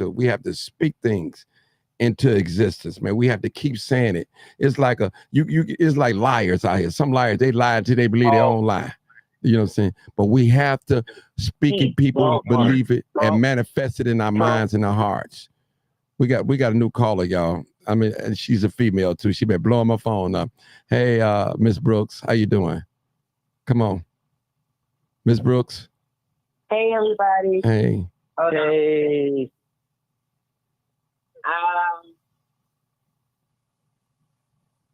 You live? Okay, because I had everything down. Yeah, turn everything down. Turn all your. Yeah. Yeah. So you won't have an echo. So I love these brothers on this phone. Everybody got a good point. I'm rolling with Bill on this one. We have been, and a young lady that just left off the phone also. We have been preyed on. And for anybody to get on this phone and act like that the black race has not been preyed on and took down, you have to be a fool. Period, point blank. Let me tell you something. These people have, everybody don't want, and it's so crazy, people don't even want to admit that's black, that we deserve fucking reparations. Out of all the land, out of all the businesses that they, out of all, everything that we built, everything that we own after slavery and every fucking thing they took from us, they stole from us, they beat our people, killed our people, took our land, and did everything to us. So that's the start of it. That's the start of it. Now we can move forward and we can talk about Martin Luther King now. What Martin Luther King said before he died. Anybody on the phone? Anybody? Yeah, burning bush. I led my people into a burning building. I led my fucking people into a burning building. We educated us. Are we the ones that should be compensated? Hell yes. Should we say segregated? Yes. Why did he say? We would have had way more to a burning building? Why did he say? Because that's what he said. Because he realized. I'm asking her.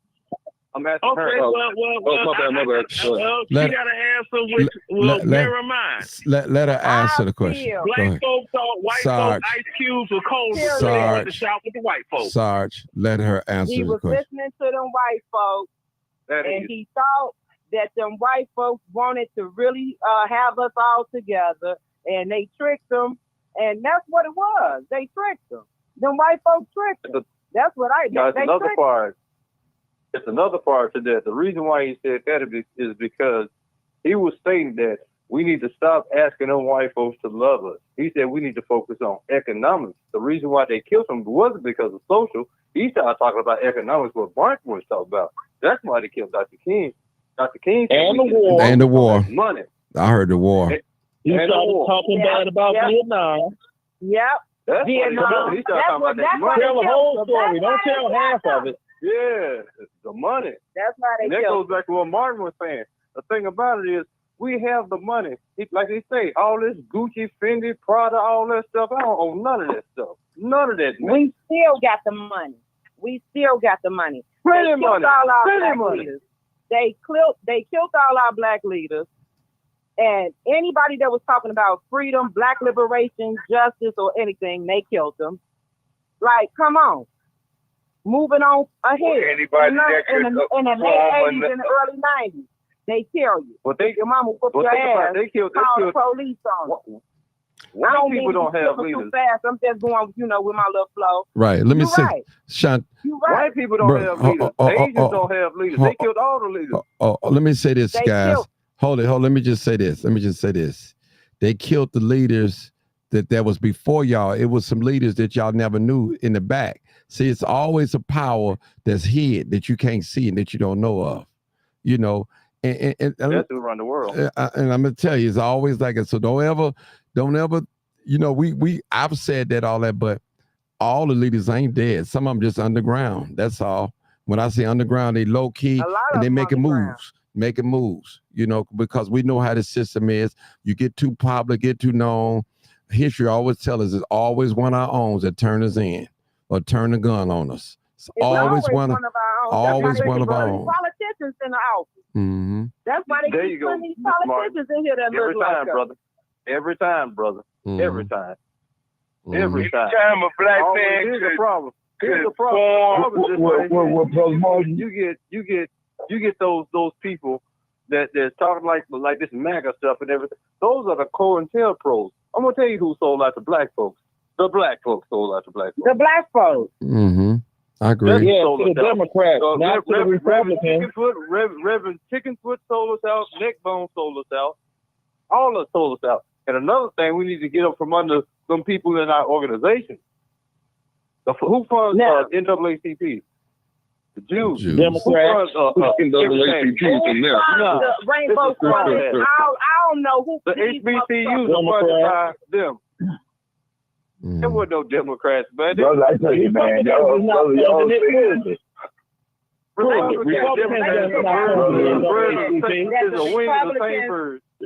that stuff did happen under Republicans. That is true.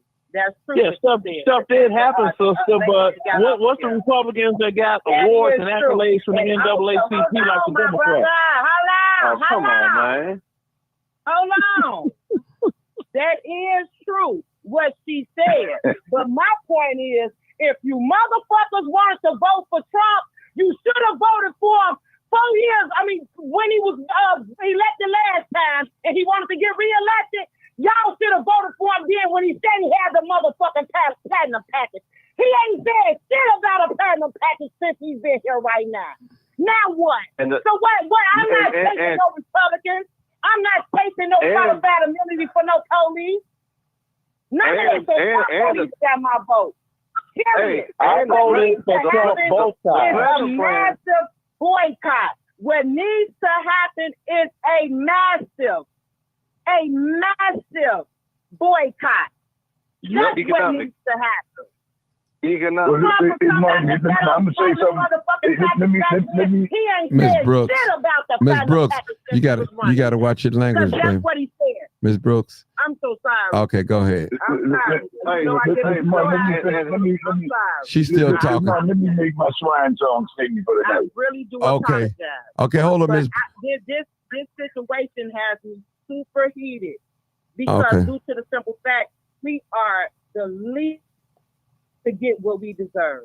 Kamala Harris came up in here and she gave money to the agents, all them billions of dollars and everything. So don't tell me that reparations for black is so far out the reach. It's not. They just won't do it.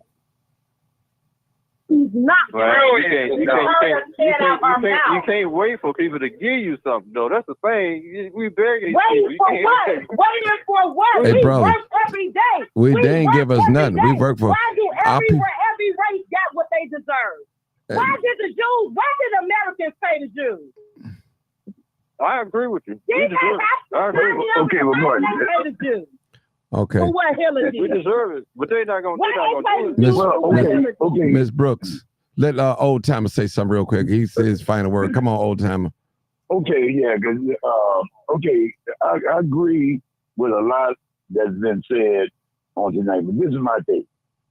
Okay, back in when Reagan was in office, Reagan sat down and he gave the Japanese reparations. They gave them $20,000 apiece for dropping that Nagasaki Hiroshima bomb on them. The Japanese agreed with him, and they've been friends ever since then. When it comes down to black getting reparations, we are divided on it. We say, well, who you gonna give it to? How you know they people was in slavery? We just don't have no agenda for where it can be clear cut to where people can get it, because each one of us got a different opinion on it. And black people will not just stick with one opinion. They're saying we don't know who.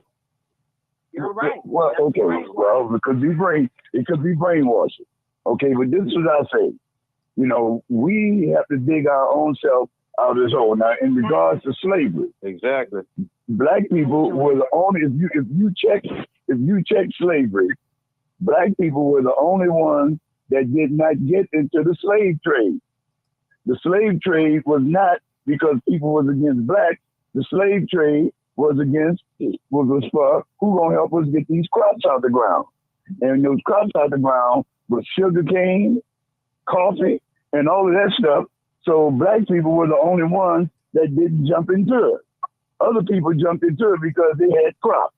And now we jumping up hollering about all people put us in slavery. Well, we didn't get into slave trade. We didn't get into check out what slavery was for. It was for getting those crops out the ground. And so that's what it was about. Slave, brother. Come on, bro.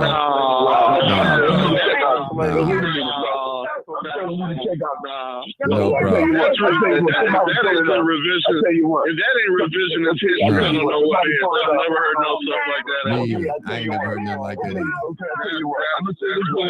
That's really wild. I'm saying this to be quiet. Okay, look at why the Portuguese had slaves. Look at why Brazil had slaves. Look at why other people had slaves, and they're going to all talk down to the same thing about getting those crops out the ground. And black people were the only ones that did not get into the slave trade.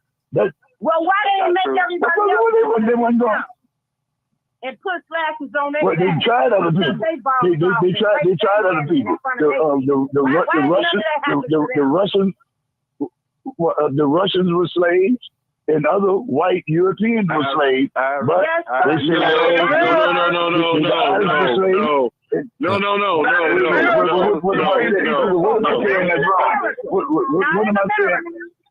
am I saying that's wrong? I'm trying to figure out what I'm saying that's wrong. Okay. Hold on. Wait. You're trying to equate chattel slavery with indentured servitude. Those are two different, diametrically different things. We're gonna talk about that. Listen, let's reel it back in.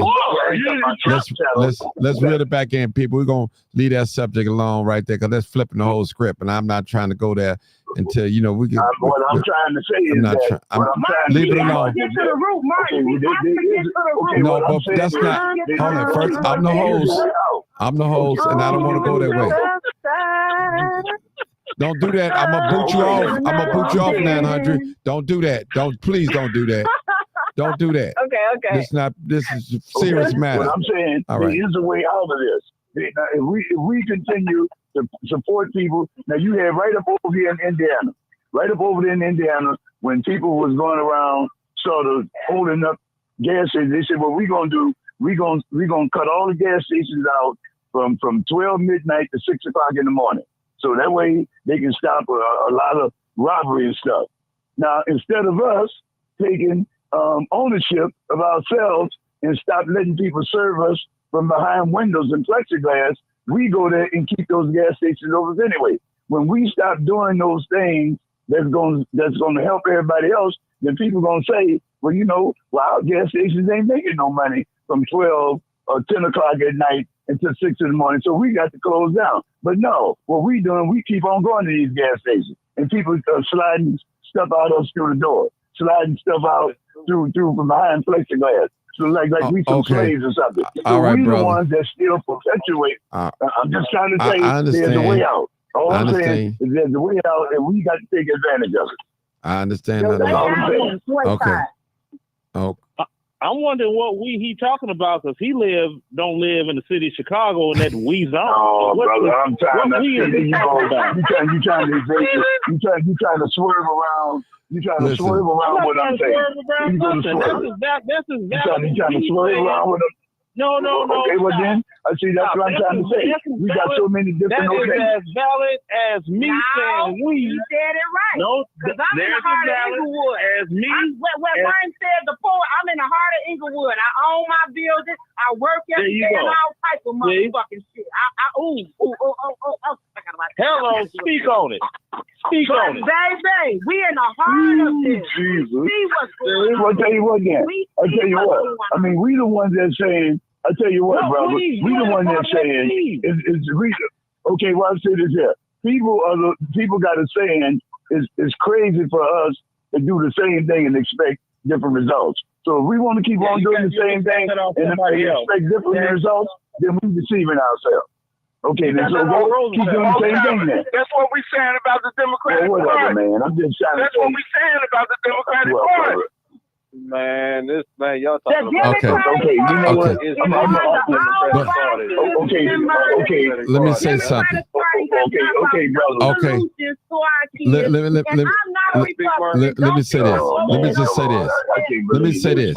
Let me just say this. I'm just going to say this. I have a problem the way the South Side of Chicago look and the West Side in the black community. Period. I'm just being honest with you guys. Now let me just say this. Don't agree with me too fast, Ms. Brooks. Republicans ain't running Chicago at all. They're not doing it to us. They're not. They're not running. They're not running. They're not running. I do not agree with no Republican at all. Right. I don't agree with now one of them. And what black people need to do now is a massive boycott. Okay, listen. And cut these folks' money Ms. Brooks, Ms. Brooks, you're not hearing me. What I'm saying is, it's the fault of the Democrats here in the city of Chicago, the way our communities look. We have 77. Hold on. We have 77 communities. All the white communities are thriving. All the predominantly black communities are declining. And that's not by accident. You was 100% right. Something ain't right. If you don't vote, you ain't gonna get nothing. Hold on, brother. Hey, brother, let me say something. Hold on. Let me say this. Hey, Ms. Brooks, hold on. Let me say this. Listen, we vote because we got all these black politicians in key places, so we don't give us say we don't vote. You wouldn't have had Kim Fox in there. We voted in. Brother. The mayor, we voted him in.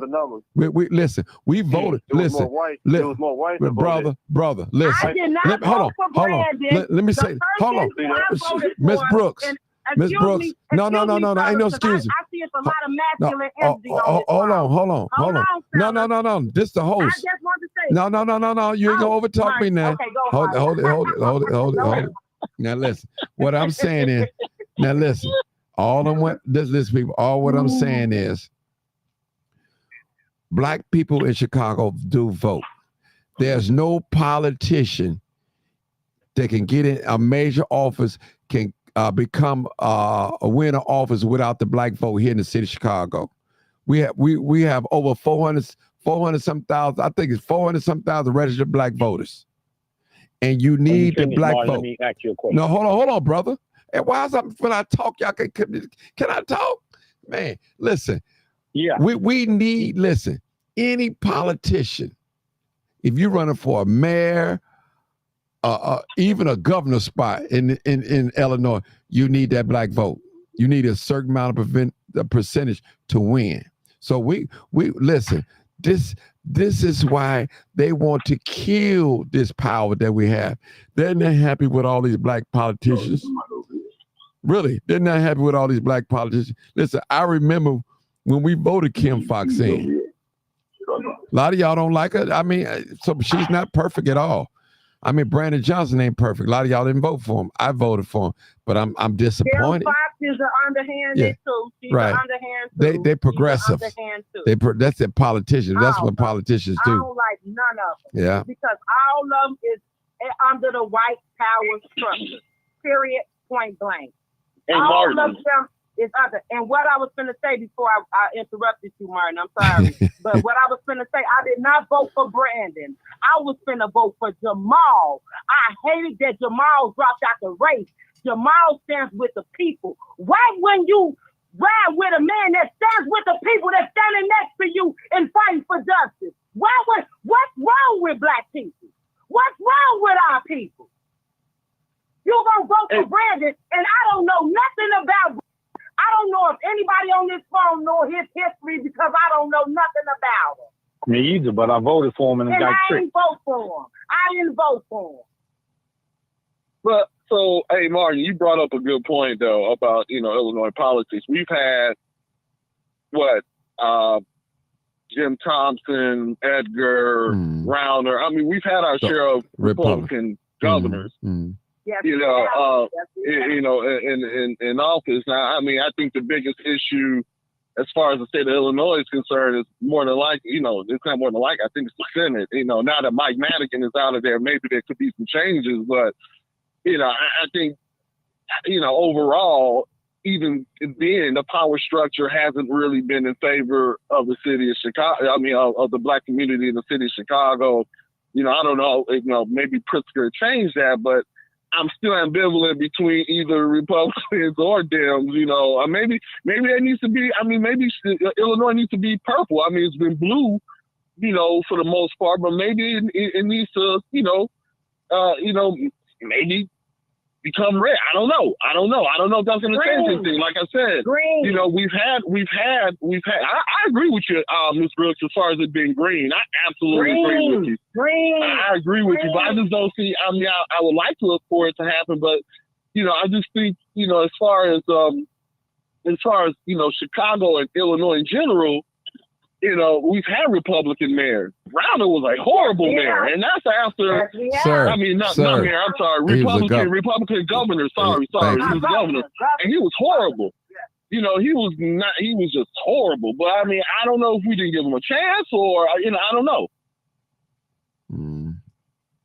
Yeah. My whole point is, it's been Democrat mayors in Chicago for now 3 years in a row. Hold on, brother. When it came down, when it came down to Rauner, when it came down to Rauner, first of all, why would you put a person in office that had never held a state rep office? That guy was a businessman. Trump ain't never held no office. Trump ain't never been an alderman, a controller, or nothing. And you all turn around and want to put him in office. That's the same way it was with Rauner. Rauner never held a state office. Oh, you're right. Well, brother, you're absolutely right. But old timer. We were coming off. We were coming off the heels of that whole Blagojevich issue. He went to jail. That was the whole thing. Then they had I forget, old boy. He was a weak governor. Sir. Let me just say this real quick. Y'all got to remember that America is a corporation. It's a corporation. We can't forget that, people. If we do business with anybody. Speaking facts, okay, so y'all got to remember that. So you can say whatever you want. We know Trump was not no politician, but he's a businessman. And brother, you see him clear. America's a corporation. He's a businessman. Come on now. He's not. So, hold on. Okay, Trump is not. Hold on. First of all, hold on. Trump is not a businessman. That what you tell me? Yes or no? A failed businessman. Well, I think he's a type myself, but if you want to call him a businessman, that's up to you. Okay. I think he's a crook. No. First, let's. Okay. Look, okay. Martin, Democrats are crooks too. Yeah, but listen. But Martin, may I say, to the Republic for which it's let me make a statement. The point what I'm saying. Okay, the point what I'm saying is this. Okay, the guy never held office before. The guy never had a full cabinet while he was in president for 4 years. He never had, he had people firing. He fired people from year 1 all the way up to year 4. Joe Biden has been in office. You haven't seen no businesses closed down in the United States. People 401k have jumped through the roof. There you go to running. There you go to running mouth. I'm trying to speak the fact. You don't see no business closing down. People 401k travel is at an all-time high in the history of the United States. And people, oh, there you go. Okay, then, brother. Well, you know, you say your facts. Hold on, brother. Okay, well, you say your plan. The 401k plan is adjusted by the stock market. When the stock market went all the way down, everybody lost their 401k money, the dollar for dollar match. That's correct. But you're going to always lose money for 401k. You're going to always lose money. People lose money every day in the stock market. My goodness. People lose money every day. Lose money. Now you want, first you want to say, Trump made a statement. Trump made, well, I'm only saying because you said that. Trump made a statement that if you elect Joe Biden as your president, watch your 401k go down the drain. Nothing was further from the truth. You know he said it. Okay, Martin, you're gonna have to start you're gonna have to be armed with facts, because if you're gonna let people get on this line and say stuff that's not true, then they're gonna be poisoning people's minds. You got to look at the facts. $1.69 gallon gas. My brothers, it's okay because a lot of people did put a pull they 401k up out of there, and they did the right thing. Went there. Hello. I'm keeping it real. I keep it real. Keep it real. Okay. All you gotta do is look at the facts. All you gotta do is Google. Okay. All you gotta do is Google it. Old All you timer. have to do is Google it. Okay. I might not be in the right. Hold it, y'all. But they got majority. We finished. Hey, people. No, you can't listen, pull your 401k. Listen, all my first time callers, I appreciate. Hold it, sister. Hold it. All my first time callers, I appreciate you guys. It's almost 4 hours, man. I'm looking at 4 more minutes. I've been on 4 hours. Can I go to sleep? Can I get out? And we can resume tomorrow if y'all want to. It's been a pleasure. It's been a pleasure, y'all. Okay. I'm gonna go to bed. It's been a pleasure. Man, keep doing your thing. This is my first time on, man. Keep doing it. The community needs you, bro. Man, the community needs you. Hey, I agree. Let me say this to y'all. Sometime, man, I be so tired when I be yarning, but I hung in there with y'all tonight. I ain't gonna lie. I hung in there. I hung in there with y'all tonight. So hey, y'all let me go. I gotta go. I gotta make some money, man. I gotta go make some money in the morning. Then I gotta be in the park tomorrow. Then I gotta come back and sit with y'all again. So I got a full schedule. So I want to thank all my wonderful guests. Listen, people, one thing, let me just say this before we go. Listen, I believe in Democrats should be black. I believe that Republicans should be black. Should no politician should determine what we should vote for, what party. Well, I know the black people gonna vote for me because I'm Democrat. No, it shouldn't be like that. We have to make them come to our community and spell out what they're gonna do for our community. And that's it. That's it. I don't care who win. I need some tangibles for our community. Brother Trump win or Kamala win. It don't make no difference. Whoever win, we need something out the deal for our vote. That's my point. That's it. At the end of the day. Because I'm quite sure those of us as Republicans, we can find something wrong with the Republican Party. Those of us Democrats, we can find something wrong with them. Do nothing for the black community. I'm sorry, Mark. I'm so sorry. I just want to say this part. If don't nobody do nothing for the black community, we need to do a massive boycott. But you know, but let me say this. Hold on. What do y'all want done? Miss Brooks. What do y'all want done? Miss Brooks. What do you want done? Hold on, let me say this. Right now. Number one, hey, the number two things I got on my list. I want reparations and I want them borders closed. That's what I want. Those are the number 1, 2 things. Now, my number one thing. I agree. Trump told about to sign the border deal. Yeah. My number one thing is I want these police held accountable. Mm-hmm. I want these police held accountable for murdering our people. Talk about giving them immunity. Black people are the main ones that they focus. Wow. Black people are the main one they focus on. Mm-hmm. I want these Trump told them people not to vote for that border deal. And that was he told them not to vote and for that was a political move to make the Democrats look he told them bad. to not vote for that border deal. Yeah. And what they call the Republicans and the Democrats actually the ones who wrote it. Yeah. Okay. All right, people. Come on, man. Another time, another day is 3:59. 3:59. I've been on 4 hours. We should have been 4 hours. doing it all 4 days, Martin. You got I know. We should have been doing this all 4 days. I know. All the days of the Democratic convention, we should have been doing We this. got one more day, so we. I got some more to say. Okay, we'll run it back tomorrow. We'll run it back tomorrow then. I'm gonna tell you, brother. God bless everyone. And, all right. And vote for Harris. God bless Okay. you, my All right.